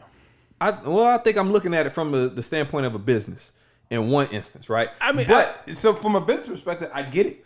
And I'm telling you from the position of somebody who outworked. Listen. As a businessman, I get that. But I'm talking from the perspective. I'm talking from the perspective of someone who was in the union, who outworked most of the people with seniority over me in that union. So all I would say about that situation, again, it's an outlier in the sense that you didn't get an opportunity to actually get in the union. You were barely in the union. Barely, you had your foot in. Like, so I don't know how much credit you're giving to that testimony that I had from that guy who had 30 years. But I think at the same time, we just talked about it as well, where, let's talk about that curve. You got your A, your B, and your C. And where the majority of the people are at. But even that example, right, was just based off my observation. But that was my observation. But my observation might have been incorrect. But at the same time, we both know from school, B school, that's majority of where your people are going to be at. But okay, so if we want to, 80% of your problems come from 20% of your workers. that's in a Gaussian distribution, baby. right? Hey. But hold on. Let me get my site. Let me get my stem back. That's in a normal Gaussian distribution, which everything does not apply. That's what we gotta like when you putting in policies. You gotta go with the rule. That's the rule. Yes, but all distributions are not normal in Gaussian. They don't all abide by that. Exception, baby. They That's don't. the exception. No, it's not. It's an assumption that we make. That's an assumption, and I'm fine with. But when you that's make part of business. When you have to make decisions, you have to have it based on a certain. I agree. So what I'm saying right now is that what I'm telling you is based on my observation of my warehouse where I worked, right? Where I would say not everybody was a piece of shit, but not everybody was all stars either, right? You had the people in the middle that did their jobs, nothing more, nothing less. And when I say nothing more, nothing less, I mean they would make sure that the board was clear by the end of the day. But as far as, hey, get this done by 10 o'clock, they're not busting their ass. Hold on. Let me finish. Right? Let me finish. But what I'm saying is from my testimony is a guy who had worked 30 years with them who said the complete opposite, which is that, hey, I'm telling you right now is that most of the people that are part of this are underqualified. So let's let that have some merit. Right? You're not saying people who are keeping up with the times. This is a guy with 30 years who's saying over his 30 years, he believes that they are compensated above their qualification levels. Right? That's him. That's not me saying that. That was him saying it. Mm-hmm. And his 30 years experience with it is that complacency had set in so bad. And the problem with that is that the complacency is a direct result of the union doing their job. So the union is doing what it's supposed to be doing. I'm about to say, I don't see any problem with that. And I don't either, right? It's the unions doing its job to protect the people, but the people aren't doing right by the union and keeping... and at that point, I don't agree because I kind of mentioned that earlier, like whatever matrix they are doing, because at the end of the day, if you're not doing your job, if you're not meeting the matrix, they're gonna get your ass out, union or not. I disagree with that. Like if you let's say for instance, you show up at work, able bodied, you're not injured, and you supposed to do pick 20 items, 20 orders a day. That's what you supposed at least do, 20, and you can't do that. And you don't have no ailments, they're gonna get your ass out. You're gonna get put on probation. It's just a matter of going through the process at that point. I've seen it, bro. They're gonna move you. They're gonna move you to it. They're gonna your employment is gonna stay. So at the same time, that's another way of doing it. Like, yo, I'm gonna give you a shit job. I'm gonna make you quit. Yeah. But they're not going to. That's what I'm saying that I've seen. Look, I've seen guys go from, look, I'm telling you, bro, I've seen it. I've been waiting. It's a perfect situation. I've been sitting, man. Me and John would be on our forklifts waiting for a guy to come with the cherry picker to pick apart. And it's just like, he's at the board eating Tootsie Rolls and talking to Jimmy. Like, I've seen it. But at the same time, again. Shout out to Jimmy in the jar of candy. Yeah. Don't shoot Jimmy. Oh, that was my dog, man. Hey, the shot don't mean it's bad. The shot could be like, dog, put a 45 in Jimmy back, man. You on a roll. You may be on a roll. But I mean, again, it doesn't necessarily mean that, you know, when I look at it, again, I'm putting a couple hats on when I'm looking at the situation. I'm looking at it from a business perspective, but at the same time, I'm looking at it as a, you know, from a societal perspective, in the sense that if this guy's been doing, you know, working for the, you know, where you were working, parts warehouse for the last 20 years, and he's basically been doing his job. There's no real complaints. You know what I'm saying? And now he's actually making some good fucking money. Yes, there should be some fucking, especially, you know what I'm saying? At that point, the motherfucker's, you know, going on 50. If he got the job at 20, he's been doing it 25 years. He's going on 50. What the fuck you expect him to do? Yes. We need to protect his job. You put him back in the fucking in the field. What, he gonna be working at what? McDonald's? Maybe Walmart warehouse. We're Walmart. You know what I'm saying? Like, yo, dude. Like, yo, and in that instance, I'm putting that hat on, that social, that MPA hat. Like, yo, that's when you start like protecting those guys. Like, whereas when you at that point, now granted, Deion's getting the shit end of the stick, but you as a 20-year-old, he can kind of bounce back. He got time to bounce back. This guy, he on the back end of his career. Literally in the next 10, 15 years, he's out. Yeah, but now we making decisions, like emotional decisions. And that's not emotional. That's you looking out for the societal aspect of things.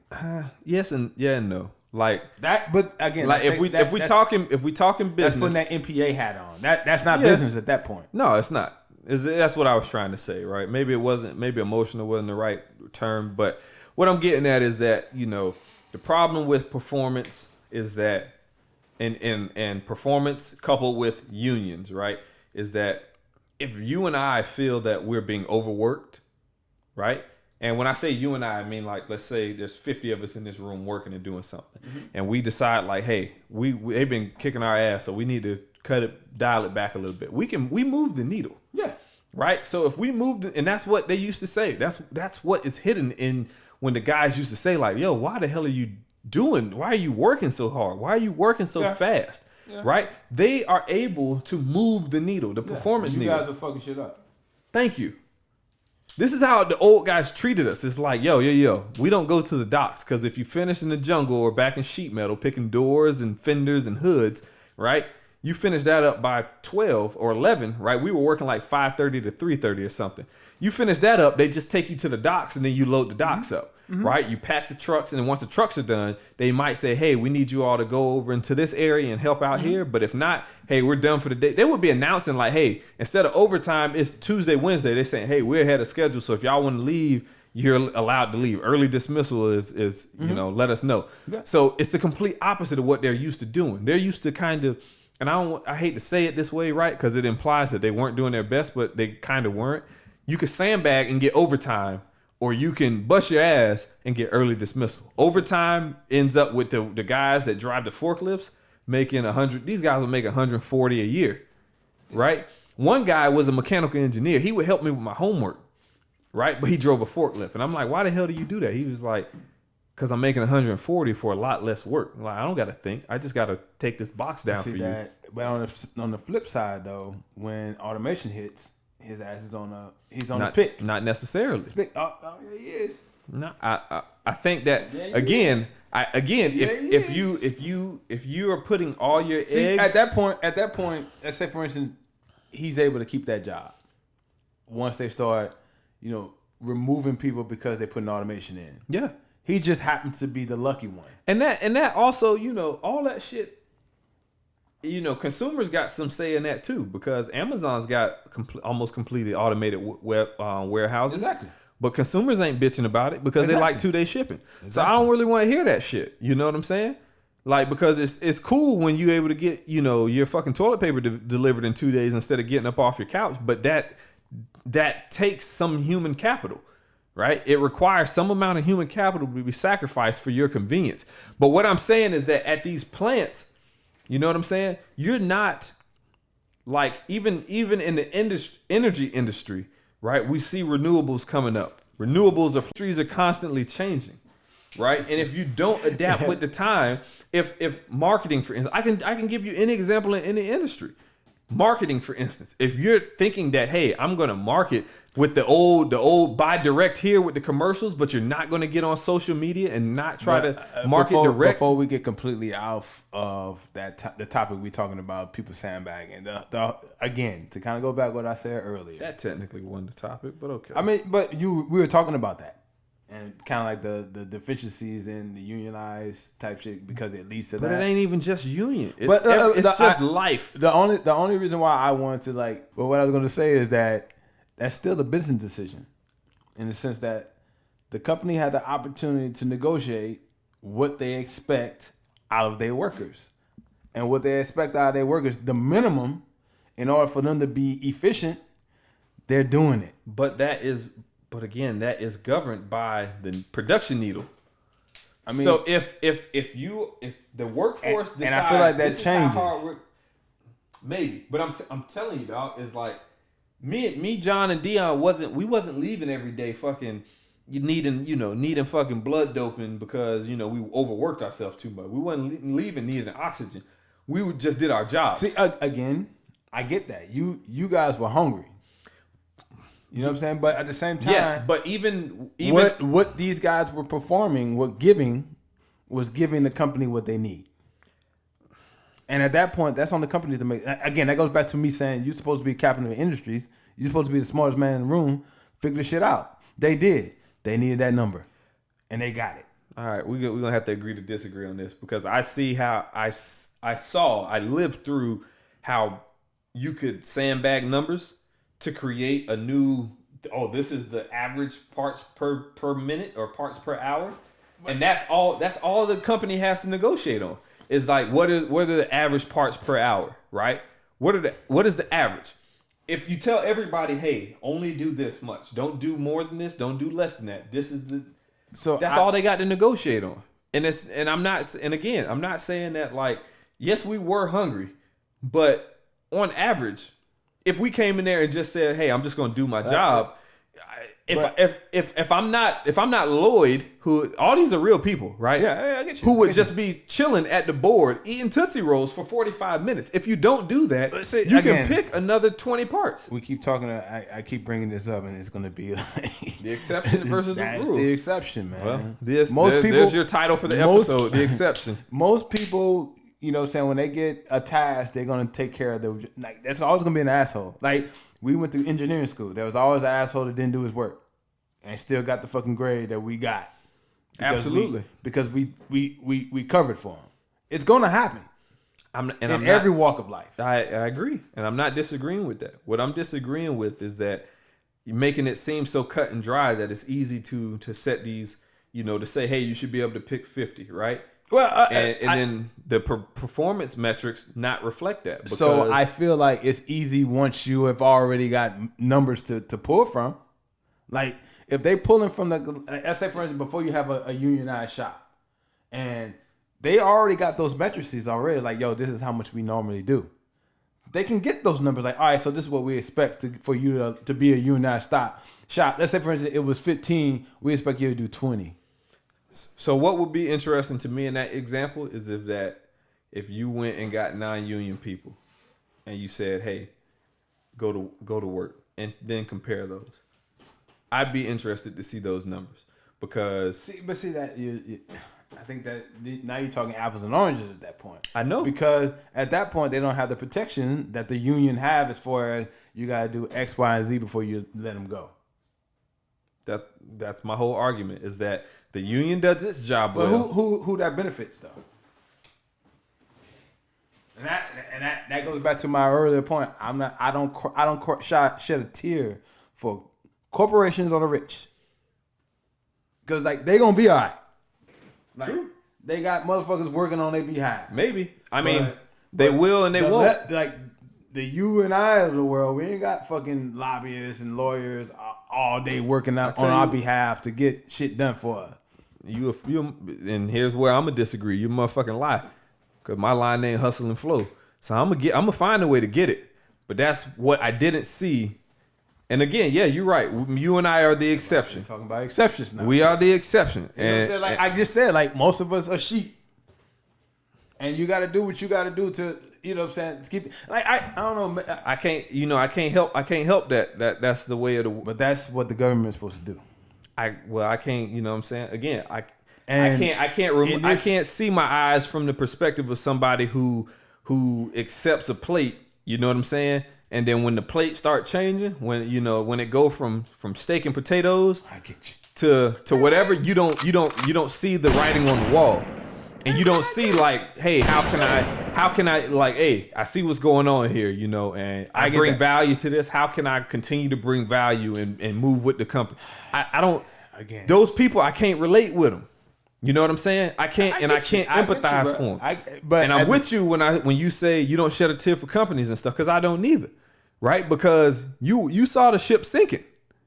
In the sense of Chevy and Daimler, right? GM and Daimler Chrysler, when they had to get bailed out by the government, like you saw that cars weren't being sold at the same rate, but you didn't go back and limit production. Cars weren't being sold, so you still was making. You saw gas prices jumping up to $5-6 a gallon, right? You didn't slow production on Expeditions and Tahoes and Suburbans. Why is that? So no, I don't feel bad for them in that same sense, right? Because they said, hey, business as usual. Right? So I don't sympathize or empathize with them for that. I empathize more with the humans on that response. Nothing I'm saying is scornful. I'm not pissed off at Chrysler for removing, or revoking my employment, right? They did what they had to do, and they took care of their people. So I get that. I understand it. But I can also sit from the standpoint of somebody who I outworked a lot of those people, right? So I see the benefits, and I can see both sides. Is what I'm getting at. So I would say my final piece on this, and then I'll let you close it out if you want to, get the last word on it. But the one thing I will say about that whole situation is, you was a year in, you were hungry, whereas these cats been doing this shit for the last 15, 20 years. But it's not. And my argument to that it would changed. Like life absolutely happens. Just like we talked about it. Like, yo, shit happens at home. Absolutely. Like, you ain't gonna come to work and want to be like running around. No, but you have to adapt. And again, you have to meet what they put up in front of you as the expectation. Look, man, if the expectation is this, and you're meeting it, you're doing your job. Absolutely. But what about when you're not meeting it? But So into my world right now, to make it personal, is that I see changes happening. Okay. You know what I'm saying? Yeah. So to me, right now, I'm looking for like, okay, where are the changes happening, and how do I need to make myself marketable? How do I need to make myself valuable right now in this changing climate? Yep. Right? I'm not hanging my hat on fucking technology from the 50s. Right? I'm just not doing it. And if you are going to do that, then you need to know where that is still applicable. So that if the industry changes, or at least your company changes, you still know, like, okay, well, these folks over here still need that. You know what I'm saying? I know right now that if, given my industry, which I will not say, but like, it ain't nothing to go to a third world country and, consult, because they still using that technology. They not that far advanced. They still need, my services. It ain't nothing to hop on a plane and fly over to Nigeria or something and say, hey, this is what I offer, and I'm one of the best in to do it. Talk your shit. Yeah. I got homeboy that said, he said that, I talk like I'm bigger than I am, but hey, whatever. Yes. Whatever. 6'2", 190, come, hey, you know what I'm saying? I don't know what the heavyweight, where does heavyweight start at? I'm close. I think it's 200, baby. Holyfield was only 190, baby. He went up. He fought up. You can fight. He fought up, but Holyfield was only 190. You don't have to weigh it. You just gotta, and now you're gonna. Hey, what did I say? Holyfield was only 190. And when you saw him, you didn't say like, damn, this is a skinny boy. You didn't say that when you saw him, but that was a lean 190. I'm lean, baby. He about what, 6'3"? Who? Holyfield. Yeah. He's definitely taller than me. And I'm not half as cut as he is. So, it's it's a different 190. Yeah. Holyfield was a different 190, 3% body fat or something like that. But it's just, look, man, you can't become, to people that work for unions, you can't become so complacent that where you think that no matter what you do, that it can't change at a moment's end, right? At least that's how they should be thinking. Yeah. That's what I would say. I would caution them of that. And of the union's doing their job, but I would caution it to push your people to make sure that they are in fact performing and they're not, kind of kicking their feet up on you, and don't let them, lay back on you.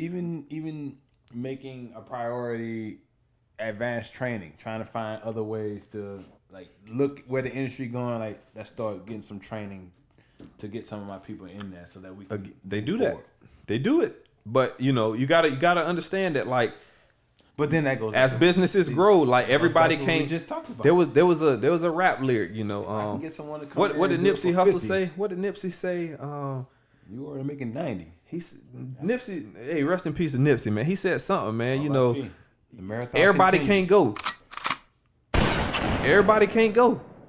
And I hate to say that, and I don't mean to sound heartless, But everybody can't go. You know, when the dreams get bigger and when it's like, hey, we need to be more efficient and more, you know, really just more efficient and more impactful, everybody ain't gonna come along with on that trip. You know what I'm saying? So But that's more of a businessman talk there.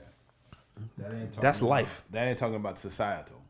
I mean, it may That's be life. I'm Because not what I've gonna noticed, argue that. because what I've noticed is, I'm not gonna argue that. What did we start? We started and we was talking about vacation days, right? Where I should have negotiated more vacation days. Mm-hmm. This is a symptom of the economy changing, right? And people being down and out for so long. Like they can dangle this carrot, because when you won't take 80 to do a job, there will be somebody that will gladly take the 80 with 2 weeks vacation. Exactly. Right? And that's unfortunate because it pits us against us. Exactly. When we're on the same, where that job should have been a 150 with 4 weeks vacation, because a person's been down and out for so long, they'll take the 80 and 2. Yes. You know what I'm saying? So that's just the fucked up way that they pit us against us. We're infighting when we shouldn't be. And that'll always exist. But I mean, that's kind of what the unions kind of guard against, though. Mm-hmm. I mean, look, there's benefits and we on the carousel, because that's benefits and disadvantages to being in it. Yeah. I freely admit, but at the same time, I guess, and maybe this is the two hats again. I've been saying that a lot, but it's like, yo, you gotta like, and in that role, if you're looking from a policy perspective, when you're working in the government, you're doing it to affect the most people and the most disenfranchised. And in that instance, you're taking into account that these people will kind of piggybacking on what we said about the Missouri guy, willfully fuck themselves over. willful ignorance. At any rate, man, you got anything else on that?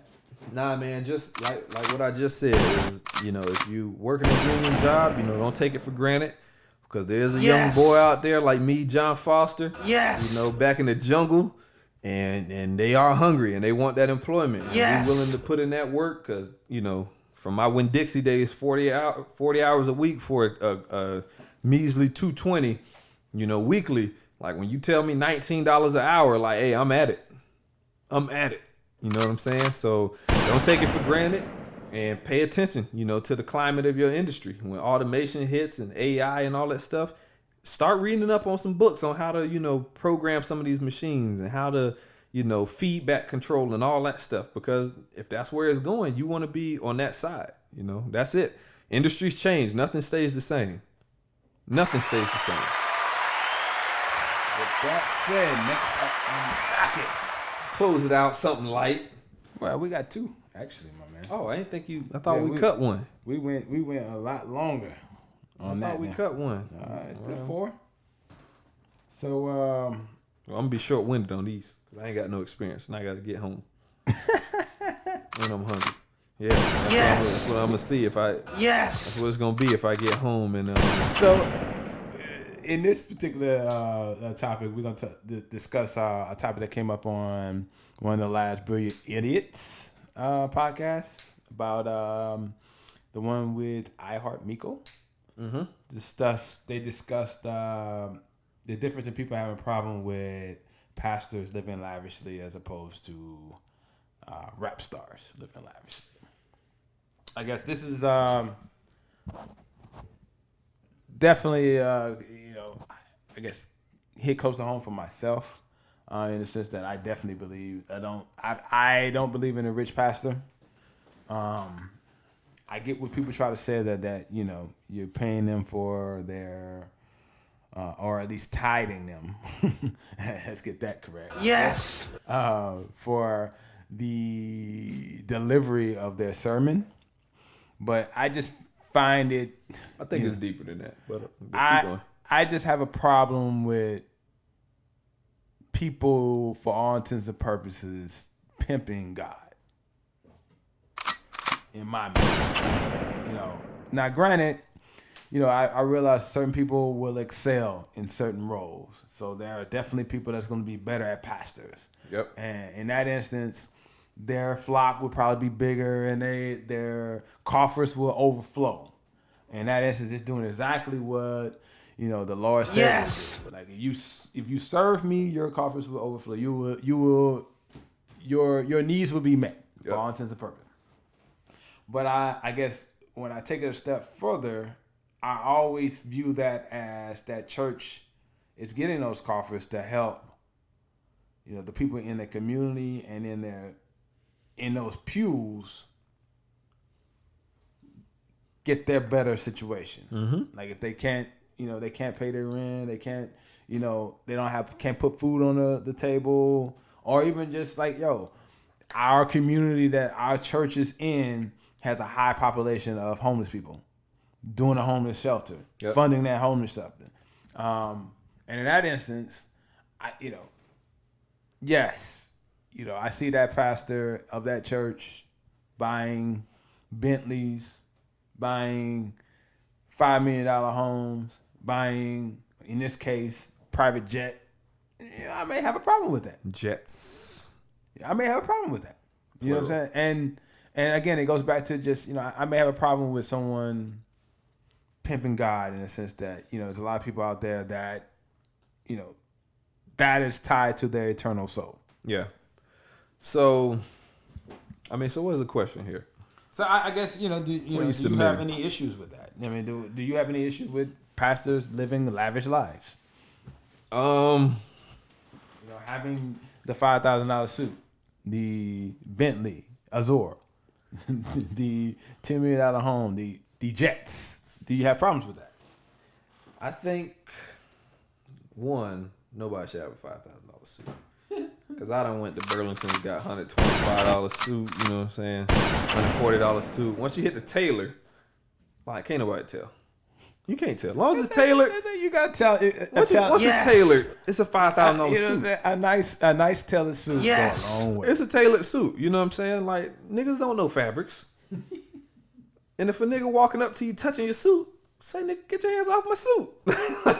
Like, get off my Perry Ellis, man. You know what I'm saying? Get off me, bro. Yeah. So, $200, $300. That's all you need on a suit, Get it tailored right, it'll look good on you. So nobody needs a $5,000 suit. I'm saying that right now. If you want to treat yourself and just do that for ego, that's ego. But as far as like pastoring and stuff like that, the individual that we're speaking of, he's a televangelist. So before I get into this, I always like to look at things from both perspectives. Mm-hmm. Go ahead. Right? Yes. So in general, do I think if you have one church, right? If you have one church and you're speaking to your congregation and the congregation is taking, everybody is leaving from your church and they feel better about themselves and about their lives and their spirituality and they're enriched and everything and they're tithing and their lives are being sold to and tended to and there's excess, do I feel like you can't dip into that? Because I feel like pastors should be compensated. Both my grandfathers were pastors and started churches, founded churches. And we don't disagree on that. Yeah, right. So to tell me that, like my pastor, my granddad had 5 kids, man. You know what I'm saying? And his 5 kids had a bunch of kids. Well, I got probably 20 cousins and whatever. So like, no, he should be compensated, right? Now in excess, like should my granddad have had a Bentley and the church roof is caving in? Like, no, that's your priorities are not being met, right? The church is not being tended to. The people are not being. You're not sowing into your flock, right? So I don't agree with that. So I will 100% stand on the side of the people in that instance. Now, if you're telling me that a pastor who is able to grow, and this is a business, right? In essence, right? You're running a business, and people don't like to mix the two. Yeah, they don't like to look at a church as a business, but it is. It's you have operating expenses, you got capex, all that stuff. You got overhead, you got all of that. But for all intents and purposes, it's a nonprofit. Yeah, but they can be profitable. So say what you apparently they say are. Say what you want to say. Right. And also, I don't know that these televangelists are filed as nonprofits. And that's why I made it. So I don't believe they're nonprofits, but because they have that that exclusion from tax because they are is essentially a nonprofit kind of a scheme. But again, I don't know if these televangelists abide by the same rules and regulations, because once you start entering like national television markets and stuff, I don't know. So that part I don't know. About like the production part, yes. Yeah. So that part I don't know, right? That's why I made the example that like if you have a church in your community, like, I think when it comes to like the recording and putting out, that falls on the business. But if it's just a matter of you know what I'm saying, live broadcasting your sermon, like that revenue still falls under the okay.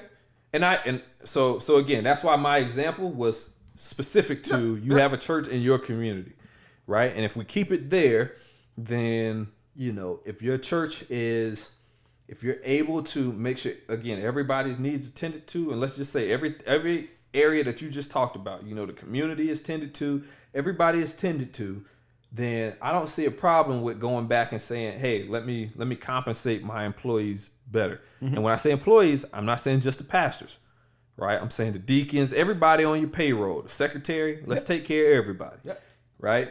Now, at some point in time, you know, you can reach saturation, I'll call it, to which, right, you got a church building, you can only fit so many people, right? And maybe for those people, you're bringing in a shit ton of money, right? But you're only able to cater to, let's just pick a number, 100 people, right? At some point in time, you've got to expand. You got to make the building bigger so you can bring in more people and cater to more people. So again, so with that, I guess what I'm saying is that you should reach saturation and then realize like, hey, rather than pulling more from the same people and putting that out to the same deacons or whatever, we need to expand the business or the church, right? Be able to and bring in more people. So that's why you get like these mega churches and stuff like that. They go and rent out arenas and all that and more people. And that way you're catering to more people. But the money shouldn't be tied up. I guess I'm saying the money should be tied up in operations and not in pastoring. Get to yourself to the point to where you're comfortable as a pastor. Yeah. So I guess my biggest thing, and I guess, but the money should be recycled back into the people. Church. Yeah. So is there a situation where I could see a church under those circumstances needing a jet or two? Perhaps. It's doing that much work, and they're funding stuff in Africa. They're funding stuff in Southeast Asia to help, you know, those underprivileged people, and they need to, you know, get that. I can see that, but what I can't see is it particularly being tied to, this particular pastor owns this jet. This particular pastor got this, you know, Bentley. Because sometimes, you know, and again, it goes back to this two hats type things, but sometimes it's all about perception. You know, you are, you know, peddling to these people that are giving you, rubbing together their last nickels and give to get their 10%, and now you coming back stunting on them. But again, yes, perception ties into that, but that was the caveat that I said. Like, are your people, is your flock tended to? Yeah. Right. So if your flock is tended to, but at the same time, and I apologize for jumping in on it. At the same time, if let's say, for instance, you are accustomed to a certain level of service, and then your church blows the fuck up, and the service stays the same, but they have this excess in revenue, and now instead of pouring that back into the community, I'm buying me a 10,000 square foot home. I'm buying my kids Bentleys and Beamers and Benzes. I'm getting a second jet. Mm-hmm. The service stay the same, so you still like, oh, I'm still getting what I need. You don't know. But so that was why I said that you reach saturation at some point. Exactly. So at saturation, we get to that point. You can't keep saying, you can't, you can't keep, like in businesses, that's a what would they call that? They would call that like a inefficient use of capital or profits. Yep. right? So Yes. Apple, as we know, $1 trillion company, Apple can say like, hey, we covered our operation costs to stay stagnant, right? We sold 1 million iPhones last year, made $1 trillion, and if we sell another 1 million, we'll make another $1 trillion, right? They can say like, okay, well, instead of becoming more efficient with that, we'll just pay execs more. So the profit, right? Or what they've been doing was buying back stock. Well, that's another strategy. Yeah. Just smart. But at the same time, that's what the streets say. Basically, if you buying back stock, you don't have no ideas. So, you're not growing in that instance. You're just like, yo, you don't have no ideas to invest, so I'm just going to buy back stock. Yeah, and you drive the value of the company back up that way. Yeah. Because less stocks are out in circulation. Exactly. But in this example of like the church, they don't do that. So it's like, that's what I'm saying is that if you're doing so good and you're reaching people to where people feel like they can contribute, to where it's a healthy cycle of tithing to taking care of the building, taking care of the community, taking care of your members and stuff like that. You're feeding people. You got programs or after school programs. You got stuff for people in the community where if they're looking for work, you can, maybe put somebody on the grounds committee or whatever. Stuff like that. Exactly. Right?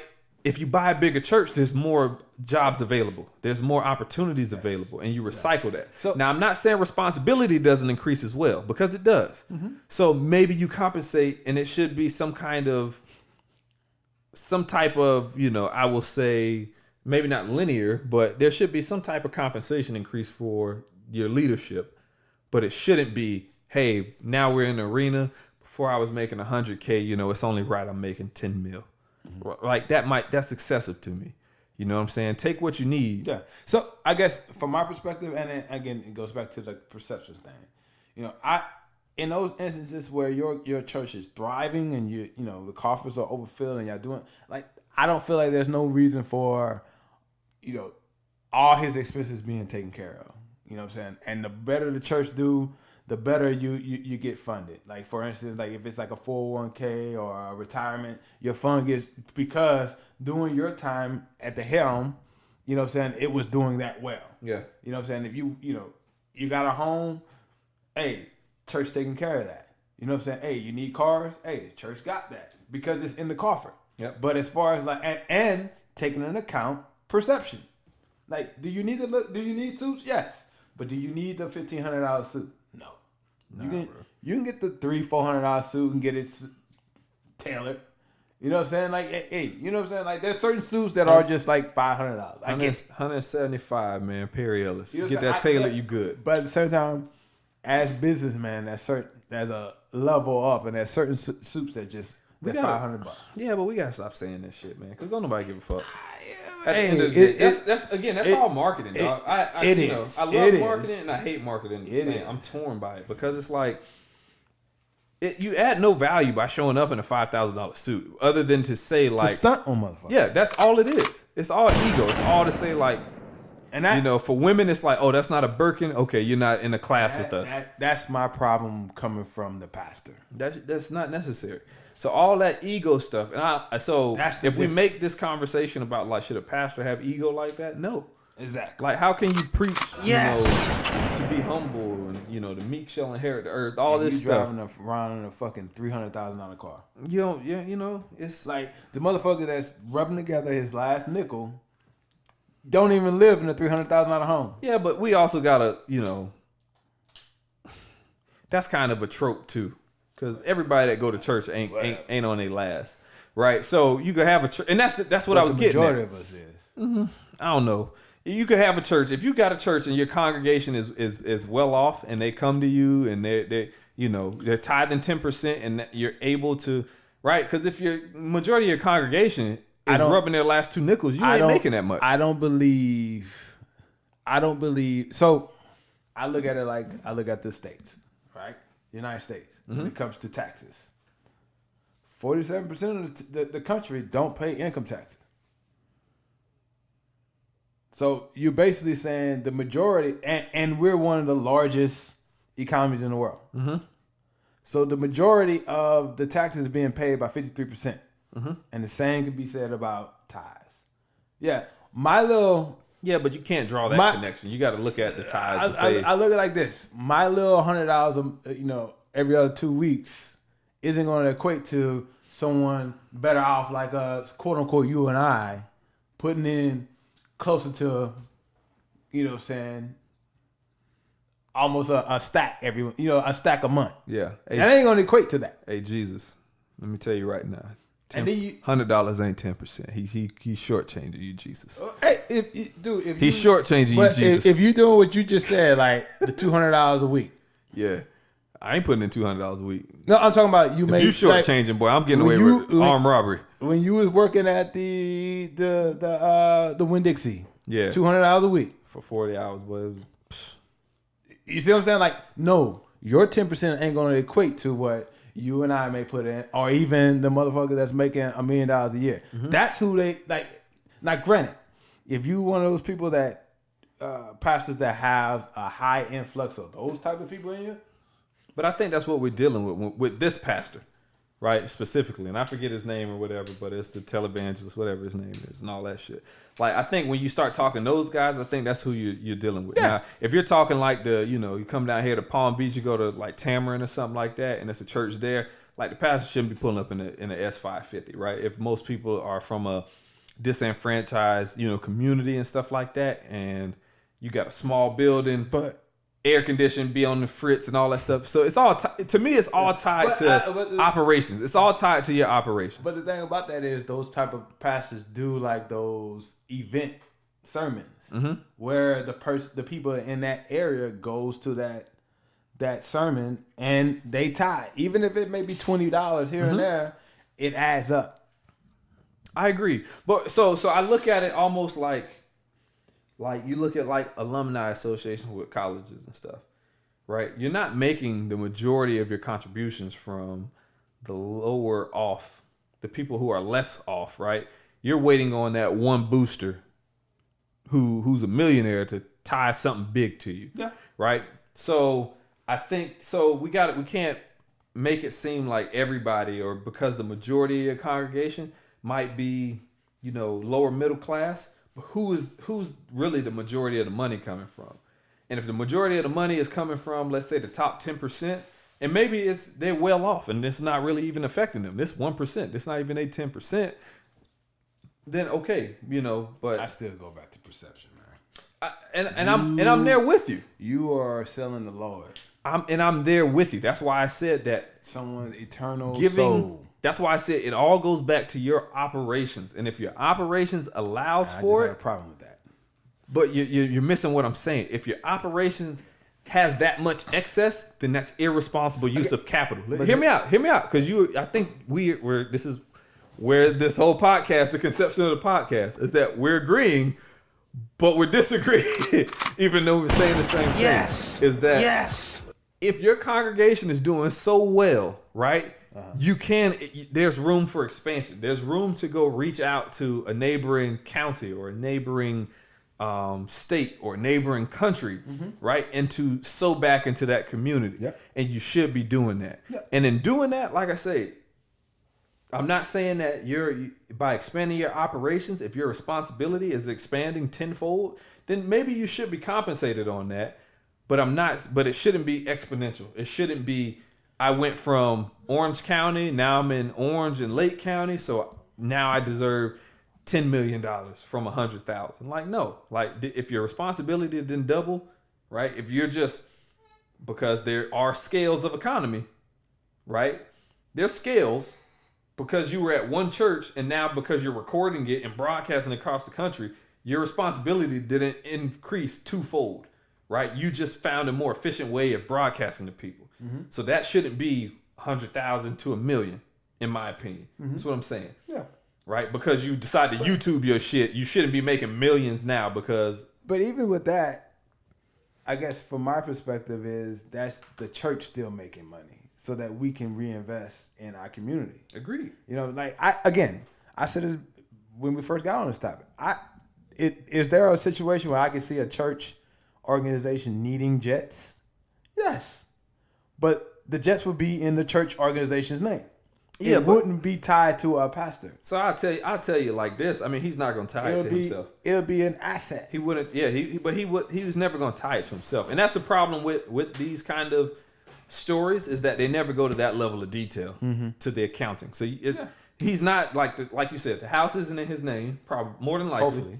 More than likely, it's not in his name, because he would have to pay taxes on that. And if you leave it as a church asset or something like that, there's ways to finagle it. The jet wasn't going to be in his name. He's just saying, he's going to be the main user of it, right? And that's what we associate with it. It's like, okay, well, he's using it like it's his. Mm-hmm. Whereas, like, he buy a G5, which he already got a G5, so he's looking to get another jet, which is a step up from the G5, right? Then it's like, okay, we perceive that as like, this one guy is going to be on here, where it may not be that case, but still perception. Like, how are we perceiving it? Yeah.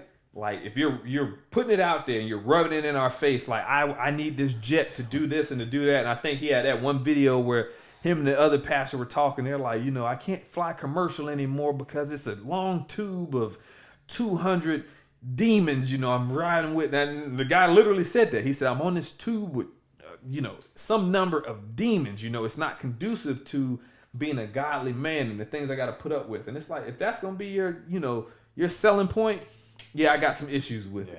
You know what I'm saying? I got issues with that. But if you're saying, hey, we got international operations, right? We're here, we're there, we're moving, we're all over the place. And it's just, the amount that we got to pay travel agencies and all this stuff and all that, over the long term, show me the business case. Yes. Over the long term, it's just less viable or more viable to have the jet to move our team to conduct operations elsewhere. But when you make it seem like it's just a perk of the job for you, that's not it. Like I said, the two things, and I'm gonna let it go.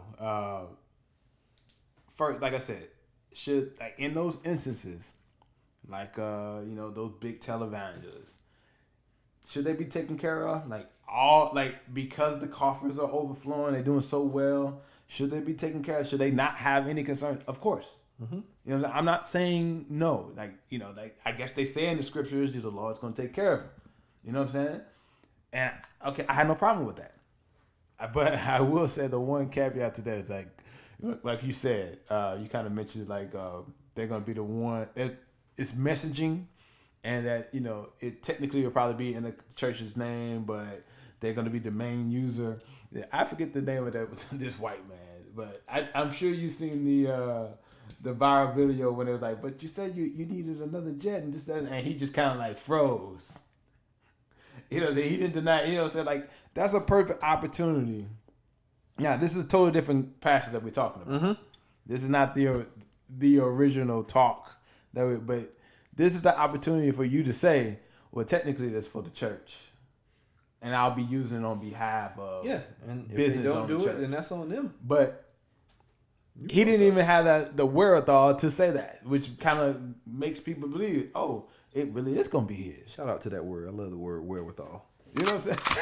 You know what I'm saying? Like, he didn't have it to because I know me, I'll be like, technically it's for the church. Yep.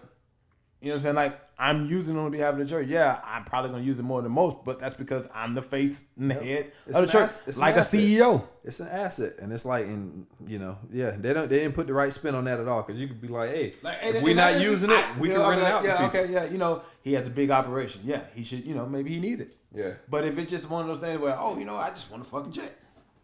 No. So I don't agree with that. But that's where they start introducing business to because we just got so much money. I'm making so much money, and it's a cash operation. I mean, a lot of that stuff coming in. I mean, you got high cash flows. So you talking $54 million for whatever jet he was wanting. If you $100 million operation, a year or two, you'll have that paid off. And again, if I don't know, man. As long as everybody's tended to, then okay. But at some point, it's like enough is. Where do we draw the line at what enough is? And some of that, that's ego. That's ego being introduced into that.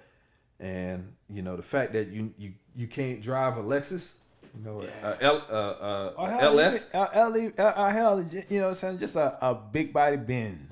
That's a step up from a Lexus, but I give you a big body bend. yeah, especially if you. That's $100K. You know what I'm saying? I give you that. You know what I'm saying? I give you that. You'll spend $100 on an LS. But like, yo, man, there's no need for like the Roses and the Bentleys. No, there's no need for that. Like now you stunting. There's something in there, but At any rate, shout out to my granddads. They both passed the same year, 1999. Reverend Nobles, Reverend Ellis. Rest in peace, love y'all. Miss y'all. no doubt. Neither one of y'all had a Rolls Royce, so y'all doing right by me. Yes. They had a Lincoln Town car. Yes. You know what I'm saying? He had the Lincoln. He had That was leather old seats school on there, y'all baby. boys. That's old school there. Old school player stuff, man. With that said, we're gonna end it on the NBA talk real quick. We're gonna put about 5-10 minutes into this. Real LeBron quick. is LeBroning. We're gonna let's start with the obvious. What's your take? It's been a while. What's your take on the championship? I mean, first off, congrats to the Toronto Raptors. Okay, let's give them a round of applause too. Let's not just shoot them. Bruh. I mean, congrats to them boys. They won it fair and square. Injuries are a part of the game, you know, and managing your human capital, that is part of the game. So, congrats to them. They had a slightly younger and definitely more inexperienced team, but they were hungry. They got out there and they worked for it. They got after it. I think every step in the playoffs, I feel like the ESPN, the talking heads were, kind of had them as like the underdogs. I don't think they had them beating Philly. I don't think they had them beating who they play. Yes. Philly? Damn, why my brain? They played. Philly was a championship. Philly was a championship. Who they played before Philly? Orlando? No, I take that back. I'm lying. It was Philly and then the Bucks. Yeah. There you go. My bad. So it's like they didn't have them beating Philly. Then it was like they counted them out against the Bucks. Everybody except like Paul Pierce, which I don't know how the hell he makes these predictions correctly, but he did say Raptors in 6. So that's fucking crazy because he was wild. Paul says some wild shit. Yes, he is. Yes. He's not a very exuberant or He takes some hot takes. he's not flamboyant What in your his delivery. What'd your boy say? My career is better than D Wade. He has some takes, right? He's just not very extravagant with his presentation of them, but man, he be out there. But he called this one, so shout out to him. He made the right call. Stephen A. Smith is like 0 for 50, so Paul that's what he does. Man. Yeah. But yeah, congrats to them boys. They won it, man, fair and square. Me personally, I would have liked to have seen. I would like to. Yeah, it'd been a fair one. You know what I'm saying? Both teams at both teams having all their players available. Because I think the one game where KD played, I mean, you saw how that dynamic changed with KD on the floor, and it's different. It's different. It just is, man. Even from I don't disagree with that, but I will say, I mean, shit. Golden State's first championship came against an opponent, and to be quite honest with you, the 2 rounds before they got to the championship, every team they played had major injury. Yeah. Back in, I think that was 15. Mm-hmm. You know what I'm saying? Like every team they played leading up to the championship game, even LeBron-led Cavaliers, they were down some of their major contributors. So it like you said, it's a part of the game. Yep. No. And in that instance, that's what it is.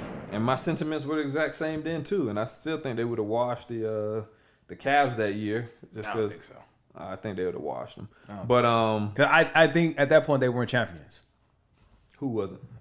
Warriors. Like they were still kind of learning as they were going, and that would have been if, let's say for instance, the Cavaliers had both Kyrie and Love healthy and active. Mm-hmm. That would probably been the best team they played that whole playoff run. Well, I mean and they would have had to beat them. That depends because we speculate a lot on that. I think that team, dynamics play a big role in the things, and you just can't go and get 4 all-stars and think that they're going to gel. True. And I think that kind of is what they struggled with, which is, you take Love, you take Kyrie. You're talking about Cavaliers, okay? Well, I about to say the Warriors kind of just they had 2 of the last 3 championships. I mean, it kind of worked. No, and it did there, right? But this is interesting, right? Because when KD first went there, right, what was all the press? Whenever like the news cameras caught up with the players and stuff, you caught up with Steph, and Steph was the highest paid player out there, even though KD was arguably the best player. But Steph, everybody was saying, hey, we ain't got no egos over here. We just want to win, right? We ain't got no egos. We just want to win. But on the Cavs camp, that's not really what I saw, me personally, right? Why did Kyrie Irving leave? Irving left because he's like, yo, I'm not, you're not just finna sun me because LeBron's on the team. There's a lot of that kind of talk. You know what I'm saying? It's like, no, I want to get out here and I'm that dude too. And so just to say that, I think they didn't have such a dynamic where I don't think that we kind of got into that in the pre-production, but unlike all them other cats, he was the first pick. He was the #1 pick. Yeah, and that comes with something. Yeah. You know what I'm saying? That comes with, like, I want to prove myself. I want to do this and do that. And KD was a #2 pick. So #2 behind Greg Oden, which for all intents and purposes, but he's #1. I think everyone knew he was the best player on that team. On what? On the Warriors. Yeah. Any team he went to besides LeBron up until about the last year, he was going to be the best player on the team. Let me not piss off everybody. Just about. Put that nigga on LeBron team. I think we're going to see. With the ball, he's, I think, better than LeBron, well, too. I mean, I'm talking about up until like the last 2 years. All right, let me just get my hot take off. Yeah. Put him on LeBron team. Before the Achilles, I think, But, hey, you know what I'm saying? Like, it's a good thing they switched the All-Star setup because KD and LeBron on the same All-Star team. You would have seen who was. But yeah, so they beat him. And like I said, injuries are a part of the game. And, champ argument was, I think 1 year, I told him, I was like, but, we know Curry was injured that 1 year where they beat him. Curry wasn't at 100%. Champ was like, yeah, but he was on the court. And if you're on the court, then it mean this and it mean that. Which is true. Yeah. I said, but, having played sports, you know how that goes. Is that and I think this series showed it. It shows the heart that players have. Durant knew his leg was messed up. And he still came out there because it's like, nah, they need me. Because, again, just him being on that court changes that dynamic just a little bit. He came out there and gave them boys like a quick 9. He was 3 for 3 from behind the arc and a layup or something like that. A couple free throws real quick. But it just changes, like, you need Kawhi around on defense now. Mm-hmm. You need him to exert some energy to kind of, he can't just reserve his energy like Kawhi. Kawhi, might have. And Curry did it a little bit too. And I saw people giving flack to Curry for, he'll come out for 1 quarter and shell up for 2 or 3, or for 2 second and third quarters, and then come out and lights out for the 4th quarter. Kobe used to do that all the time against the Spurs. Come out, drop 17 first quarter, and they like, oh shit, this is a different Kobe we've ever seen. 17, 15 in a quarter. Kobe might go for 60. Then you don't even see him for the second and third quarters. Right? He kind of contains himself. He's more of a facilitator than containing himself, but then he'll come out and drop 30 in the 4th. Mm-hmm. And he did that shit every game against the Spurs, like championship grade Spurs. But that's what you got to do. Let them boys play all their cards, and then you kind of, okay, we're going to reserve it a little bit, and then you're going to see what you got left in the tank. Gotcha. For that 4th. And Curry tried that. He caught flack because he didn't.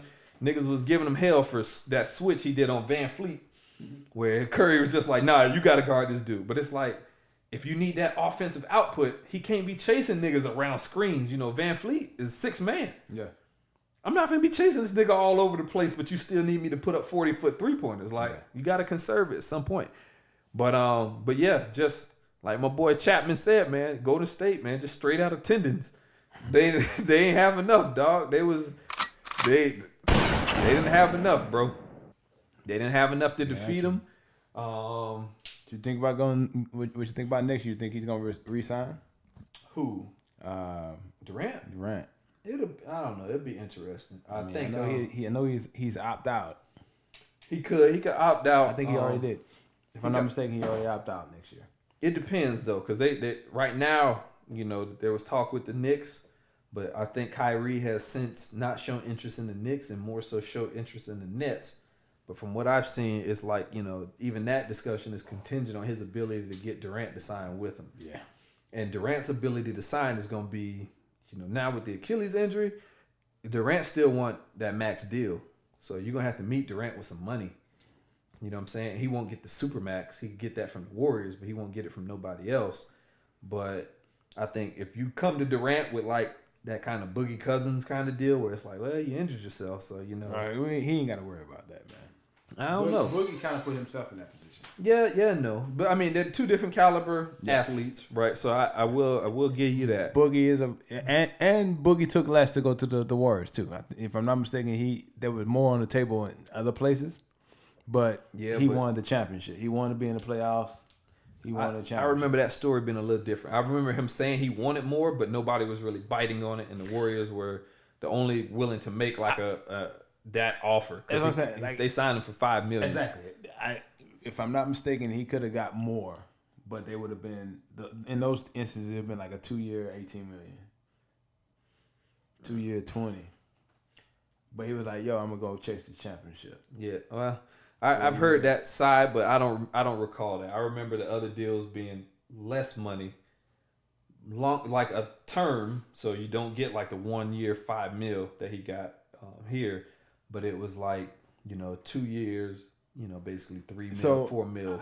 So what I will say, I know, like for instance, I know technically the Pelicans didn't offer him money, a contract, but the talks were something along those lines, like, but it wasn't like $20 million a year. Nope. It was more like low, double figures, low 7 figures, like 12 years for 2 years, maybe a player option for the second year. Yeah, so I mean, in that instance, it's like if you're not gonna pay me, you got more money, but you was like, yo, I might as well go get this championship and recoup and then play my cards that next year. Yeah, I mean, yeah, which I respected. At the end of the day, and people always, I don't know if this is like people think the Warriors are that great, or if they just think that the other players like in the league are that bad. But it's like, I think this is a prime example of like, no, I mean, they can get out there and compete with them. Mm-hmm. You know what I'm saying? And even if they had KD, I don't think it would have been. It ain't gonna be like no 4-1. It wasn't gonna be a 4-1 series. I can see it happening like that though. Because I probably, if they were fully healthy, I'd probably go 6 Warriors. Yeah, but even that is like, you gotta remember, like in the Lakers prime time, when we talking like 2000 Lakers, like niggas was sweeping everybody. Lakers would beat everybody 4-0. Allen Iverson was lucky to get one game. Yeah, it was really like it in the next 3 games wasn't even a competition. It wasn't close. Lakers beating people, we sweeping you and beating you by 30. Like third string niggas is playing in the finals. You know what I'm saying? I don't think that's what you had this year. You just didn't, because we look at people on paper. We look at players on paper, and again on paper, yeah, they're good players, but what is the chemistry like? How did the league change? Like the league has been changing. Mm-hmm. Philadelphia, once you get through some things over there on that end, that's a team to be reckoned with when they are playing, right? If my boy can get his shot together, they'll be Simmons. real. They'll be real problem. Build that confidence up. Them boys got Jimmy B, which you see how big Jimmy B was a beast. Yeah, he is a beast. Nigga went out to Minnesota and was just like, he walked in there making demands like, you need me, and I'm gonna show you how much you need me, right? When he don't play, them boys getting washed by 20. When he do play, they winning by 15 or something. That's not to say that he scored the additional 20 points, but it's to show that when he's on the floor, what kind of attention he draws. Because if you don't, he can give you buckets. You know what I'm saying? And that's something to be said, man. LeBron kind of dismantled, that whole thing that they had in Cleveland. Like all that stuff makes a difference. You know what I'm saying? You can't. The Lakers is a prime example. You can't just keep the same squad. And in this example, I'm using Lakers kind of as an analogy as a drawing a similarity between them and the Warriors, is that the Lakers couldn't just keep Kobe and Shaq and then think that it was gonna go without somebody else doing something crazy to compete against them, right? So then you had the big 3 come out, and it's like, oh fuck. So even with Kobe and Shaq, it's just like, dog, you know. And the big three was actually a couple years later from that. Yeah. No, it was a couple years later. But even because they lost that last year with Shaq, because what the fuck happened? Kobe wasn't passing the Shaq. Well, no, because they went and got Gary Payton and Karl Malone, and they lost that year. That was the year they were thinking they were going to four-peat it, but they lost to Detroit. Like, he wasn't passing the Shaq. The nigga never passed the Shaq. The offense was run through Shaq. He wasn't passing the Shaq. All that to say is that Detroit went out and got some bullies, right? They went and stacked the squad. They went and you can't tell me that they didn't, because they went and got Big Ben Wallace from Orlando. They went and got Rasheed Wallace. They went Rip Hamilton, Chauncey Billups. They went and loaded that team with solid role players. B+ players. Yes, solid role players, while everybody else just kind of, the Lakers got Kobe and Shaq, so that's not. You got to make movements. B+. They made those plays. The Lakers tried to combat it by going and get Malone and Payton and thinking they were gonna get some output from these fucking geriatrics, and they got none. They got a little, but by far Malone's worst year ever in his career, and I think I posted the stats on Twitter to show that. Probably was Payton's worst year too. It was one of them. He still gave you a little output. I remember my we'll move on to the LeBron, but I remember my line brother he used to already bring up. I guess there was like a situation where they caught him complaining to the refs, like, I put in good years in this league. Like, yo, I get that call. I put good years in this league. Yes. Yeah, he wanted it. That was just, again, you going up against a younger team, a team, them boys younger, them boys hungry, them boys, they sense that they can get you, because Peyton can't put in 40 minutes. Malone wasn't able to put in 40 minutes. You know what I'm saying? Them boys can't move like they used to move, and they caught them boys slipping. You got internal conflict between Kobe and Shaq, which hindsight, I'm a Kobe fan. I like Shaq too. I love both of them, honestly, but hindsight, I like that little interview because it kind of cleared up. Everybody was giving Kobe all this flack, but then they seen Kobe really was the nigga that wanted to play and wanted to win, and Shaq was kind of like, I'm fucking Diesel, man. I show up and shut down. Show up and give me the ball, like, yeah, but you was out of shape, Shaq. But but fuck that. And they kind of got to see that, and Shaq actually admitted that like, I show up and I be full, as the bros would say. He can appreciate that because he's the bros. But you show up and you ain't in shape. You show up and you don't know the playbooks, and you show up and you just think that because I'm 300 pounds, can't nobody move me. I'll make it work. It wasn't quite the dynamic that the media took, with Kobe being kind of the introverted basketball nerd that he was, the less relatable guy, But whatever. Yeah. And with that said, LeBron. The L.A. New Orleans You got to take train. this one because I'm just going to sit here and cuss. I mean, it is what it is. I mean, it kind of works out for my team. You're an Orlando fan. You're one of the few Orlando fans. I'm an Orlando fan by default. I got you, baby. Yeah, but I'm a Lakers fan. I was about to say, I thought you was. I am. I thought you was.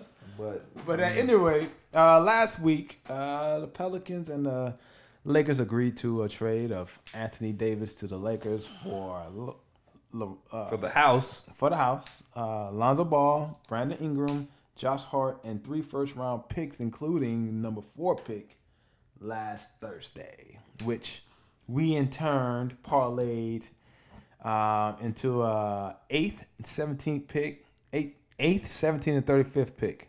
And we gave up that 4th pick and a 57th round pick and a future first round, as well as Solomon Hill, which will make us have roughly, the Pelicans is us, just so we're clear, roughly $32 million under the cap going into free agency. I love it. I don't know who the fuck you gonna get with that. That ain't enough. I love it. I mean, we can get Supermax, we're just not in the market for them. Yeah, I was gonna say you ain't. Like, we technically could get a Kyrie, a Kawhi, Jimmy Butler. It's just we're not in the market. You ain't getting there one of them for 30. We can afford them. $32 million. Yeah, that's more than a lot of these other teams that's going to try to get 2. Kawhi making 40 if he stay with the Raptors. But you see, he's not going to make that if he goes to another team. That's the caveat. Yeah, but he ain't going to another team. Why not? They've been saying all year he want to go to the Clippers. Has he said anything yet? If he go to the Clippers, it's because he gonna get his money. He's not gonna get $40 million. He ain't going. Guarantee it. All right, You just won a championship. You got the whole country. So now, granted, that is a caveat to all that. He ain't going nowhere. So we could rule Kawhi out. It's never happened before. But I mean, Nigga win. Now his numbers just went up with him. So if he was even considering $32 million before, it's like, dog. At any rate, what's your take on the trade? See, now we're getting off topic. We're just getting off topic on that. It's hot takes and half truth, baby. We don't stay on topic. Where the topic don't matter. Yes. Man, you already know, man. LeBron's LeBroning. I didn't tweet nothing when this happened. I just kind of facepalmed. I was waiting on it, man. I was like, I know this nigga is hot. Nope. I'm not even really interested in talking about this shit because he's been see you Laker like since that fucking Instagram caption or comment, whatever it was. It's like, dog, he's been pandering, trying to get this dude for a long time, and you know, I'm still sore about them not giving Kobe Chris Paul. The NBA stepping in with that shit, but somehow LeBron can get fucking AD. Chris Paul, it wasn't even that's not even the equivalent of that deal. Keep in mind, it's a different commissioner.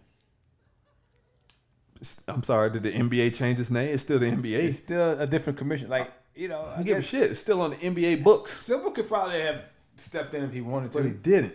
And they stepped in with giving Kobe Chris Paul as if like Kobe already had too much with Andrew Bynum, which I just posted some stats on that too the other day with somebody calling the 09 Lakers a great team. They were not a great team.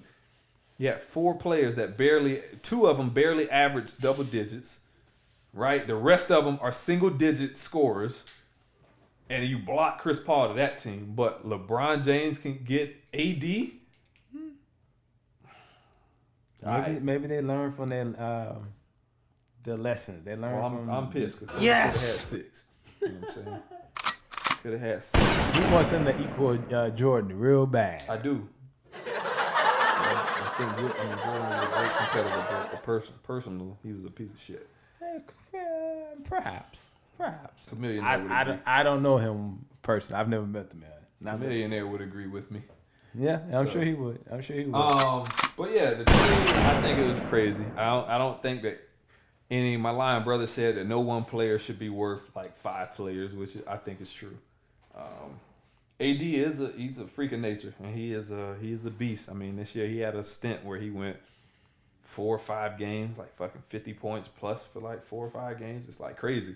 But you know, I'm always pro competition, man. I'm pro competition in the league. So when KD went to the Warriors, I did not like that deal because I'm pro competition. I want to see the best games every game. I hate when teams stack up like this, and it's just like. One would say that the league at this point seems to be the most competitive it's been in a while, especially if KD leaves. I wouldn't disagree with that, but this move doesn't help. And that's always been my criticism of LeBron, right? Is LeBron... One would say, so I guess one could... the league isn't more competitive because AD went to this team. So again, let's see. So one could argue, like, let's take into account this means that KD leaves the Warriors. So the Warriors going to take a step back. They're still going to be a good team. Houston ain't going nowhere. Denver ain't going nowhere. LA just got a little better.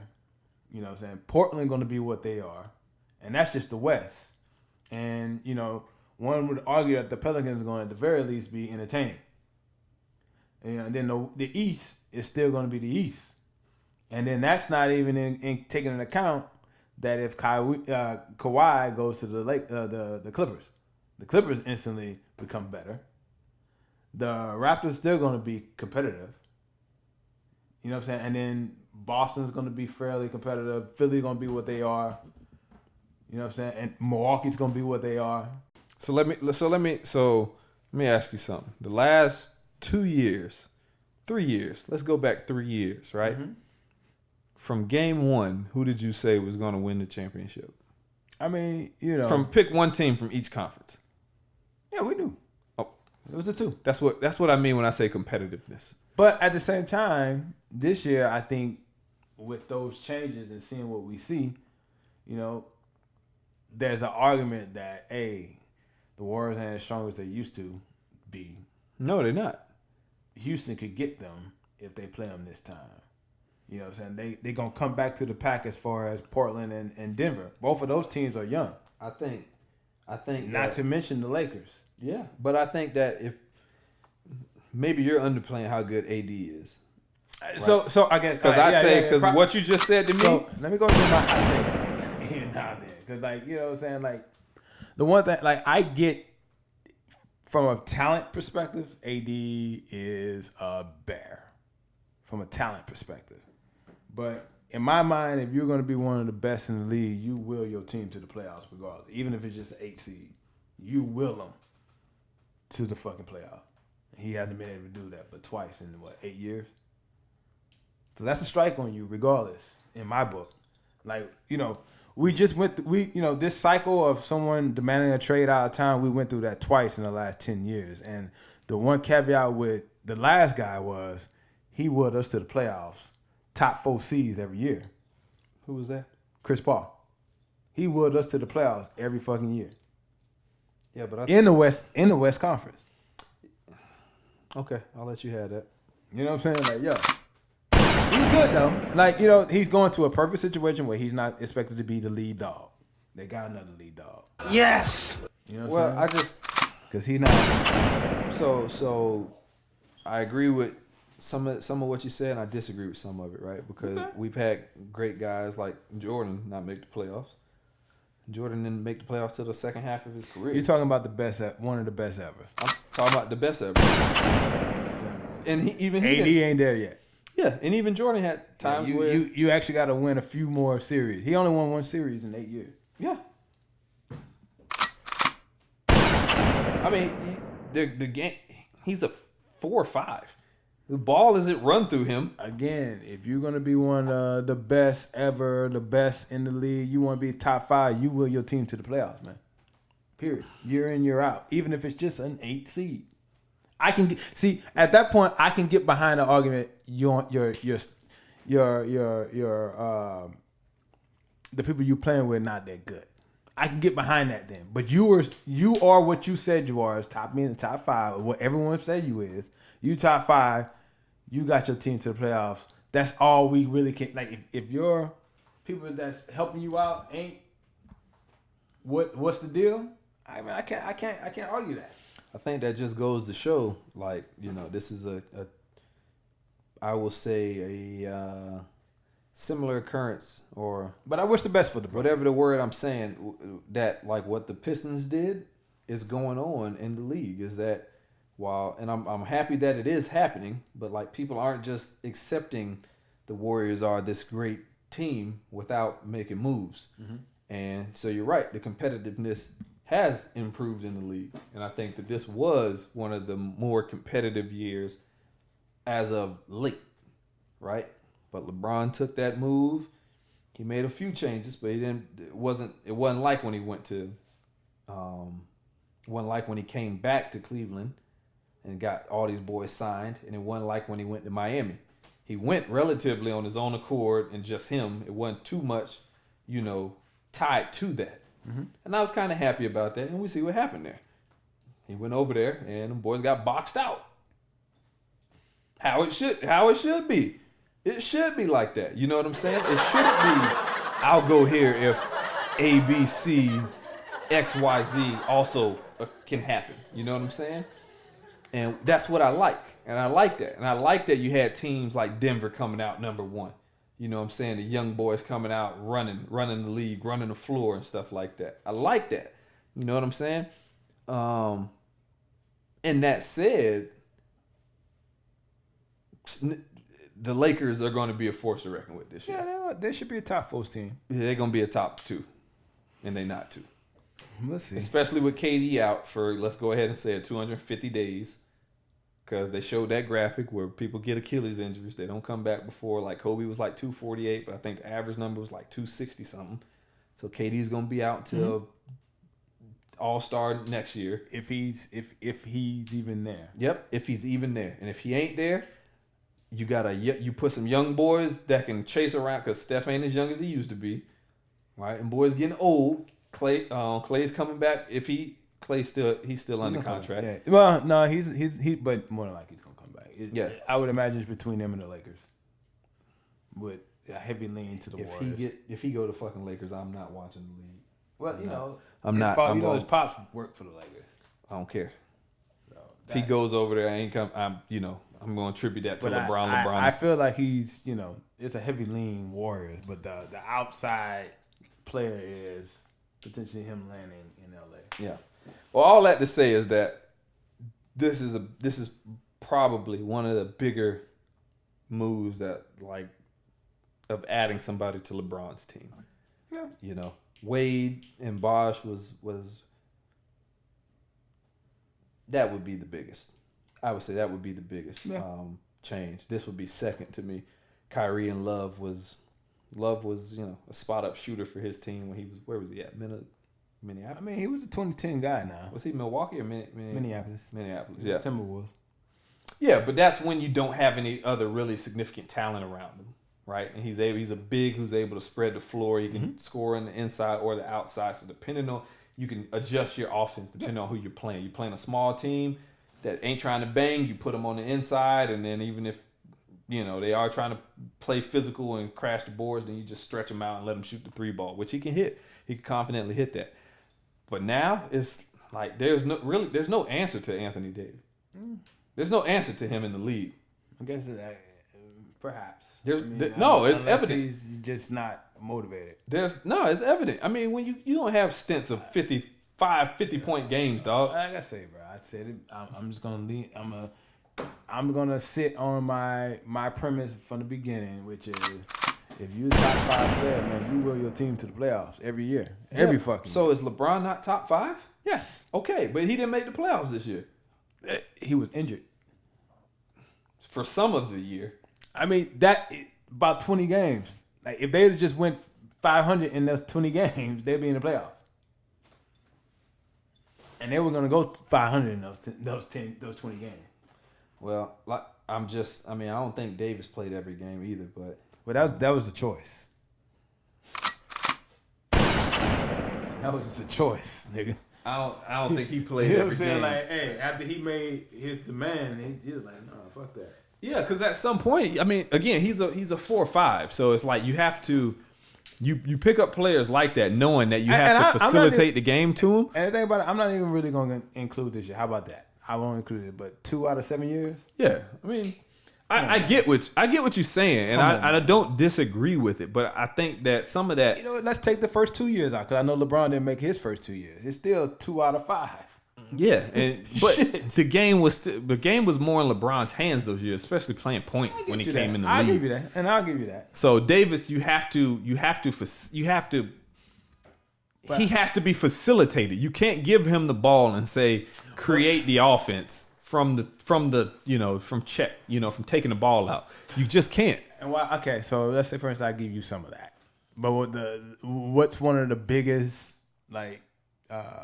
feather in the hat for this motherfucker is that he can do it all. But he can't. But that's the feather in his hat, that he can do it all. Because he hit that growth spurt so late, he was a guard. So his handles is good. You know what I'm saying? Above average for someone like him. He still got an 8-foot wingspan. Any crossover this nigga do is 5 seconds long. So you can't expect him to bring the ball up, dog. That's what I'm saying is like, for a 7-footer, can he handle the ball? Yes. Yes, he can. But he's 7 feet tall, so he expends a lot more energy getting up and down that court. The people he's playing on are 260 pounds, 70 pounds. Isn't KD 7 foot?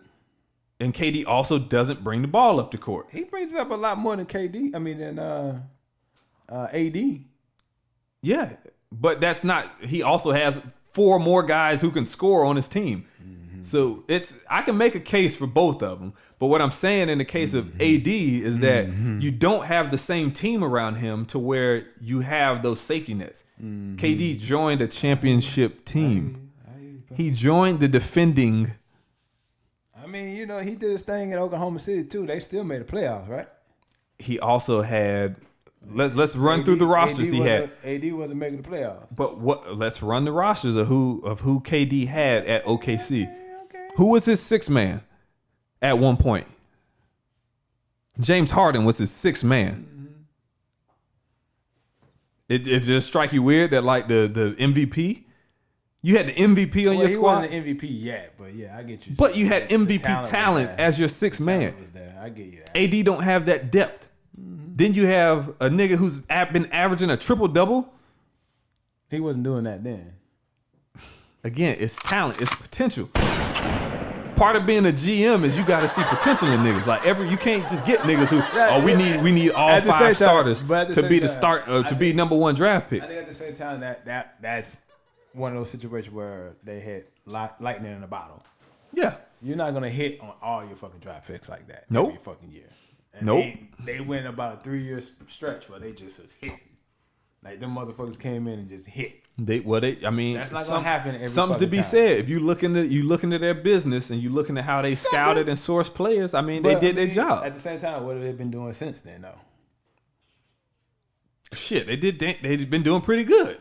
Have they? Yeah. Drafting?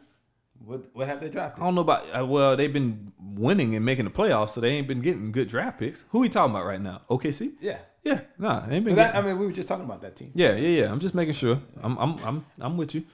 So but as far as they trades and stuff, they did pretty well. You know, like I said, bro, I know this sounds like I'm being a little harsh on the brother. Again, I wish the best for him. I mean, you know, we seem to be, and when I say we, I'm talking about the Pelicans. That's my team. Mm-hmm. I freely admit to my bias on that. I mean, at least in this situation, I feel like, unlike the Chris Paul situation, you know, at least it seems like we're in a better position to be interesting now and be better in the future because it's a young team. They're young right now. That will be seen. That will be to be seen. And in a lot of instances, it's all about hope, and there's a little bit of hope right now. There ain't no hope for y'all. Y'all not winning shit this year. No, but we'll be interesting. We should be interesting. And entertaining. Interesting, but entertaining.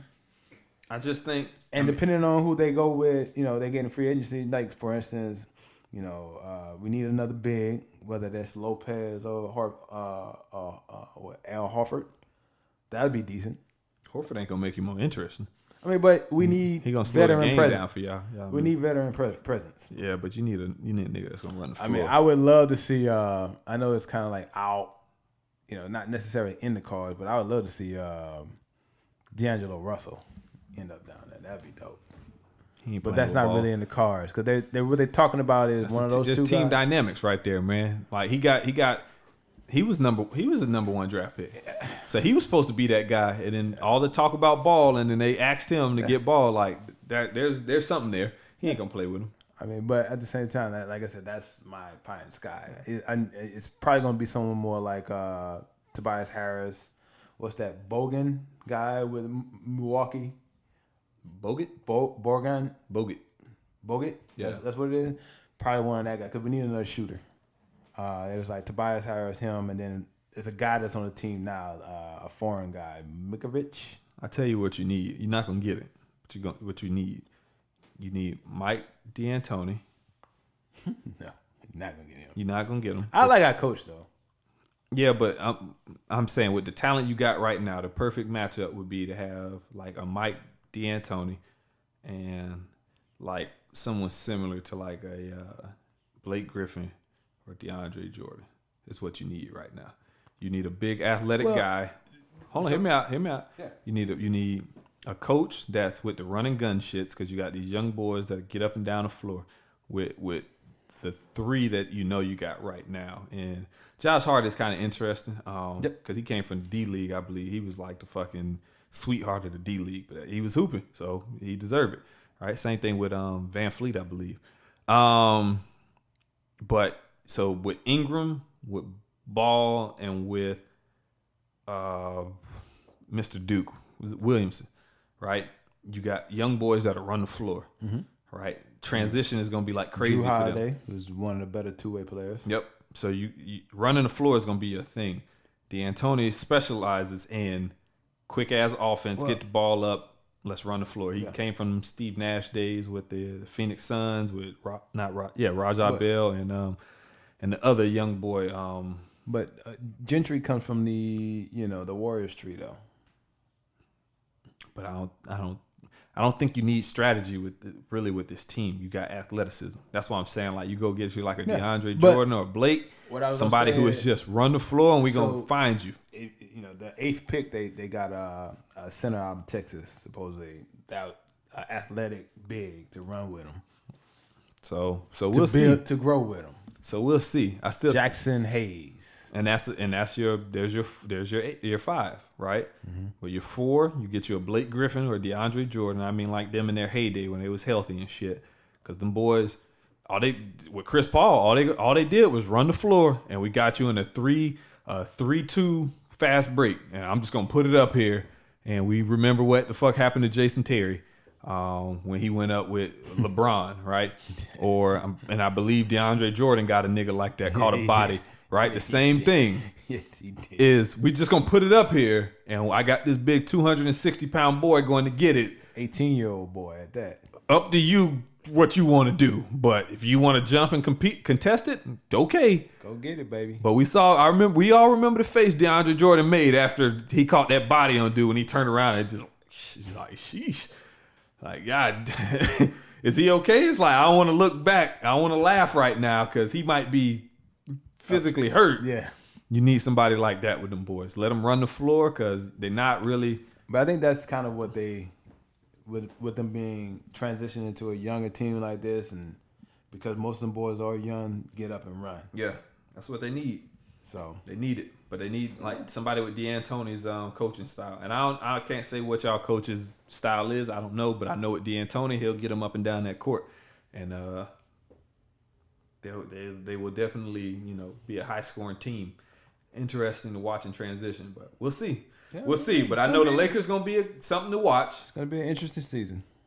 And, and we'll see what happens with the Warriors in the offseason. So I won't make any statements there. But if Clay leaves and KD leave, Warriors are back to 6th or 7th in the West. I feel like there'll be more. If Clay and KD leave? Oh, yeah, that's fine. I hear you. Okay, I missed that. Oh, okay. Yeah. Clay and KD leave. Warriors 6 at best. I was sitting there like I'm thinking Clay's still there. I'm like, nah, I'm thinking 3 to 6.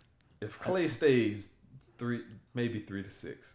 3 to 6. I can see them 4 to 6. Topping out at like 3, maybe even 2, but 3 more or less. Like if someone drop a few games at the end of the year that they shouldn't. It also depends on how Clay heals, man. That boy he ain't 25. He ain't no chicken. He ain't no spring chicken, right? Yep. He ain't no 25. Westbrook had I don't know if Westbrook was just meniscus or his ACL. I think he tore his ACL too. He came back, but he was pretty young. Like niggas don't always heal like that and come back to where they can put 110% on their body and it hold up. So Westbrook to me is a freak of nature. Yep. Like your boy. What's your boy? The running back, Adrian Peterson. Mm-hmm. Yeah. Yes. Yeah. With that said, I'm gonna stretch this out for y'all 2 weeks. 3 hours. We back at it. Yes, sir. And make sure to reach out to us on all our platforms: IG, Twitter, HD Squared Pod, SoundCloud, YouTube at Hot Takes and Half Truth Podcast. And again, as I always said, if you truly new school, old school, you can email us at htsquaredpod@gmail.com. You can find me on all those platforms at I Am Ivy Joe, and that is Joe as in Jeaux. True Louisiana boy. Yes, sir. And you can find me on IG and Twitter at Just Kingin. Spell how it sounds. Just KINGN. Letter N. Gotcha.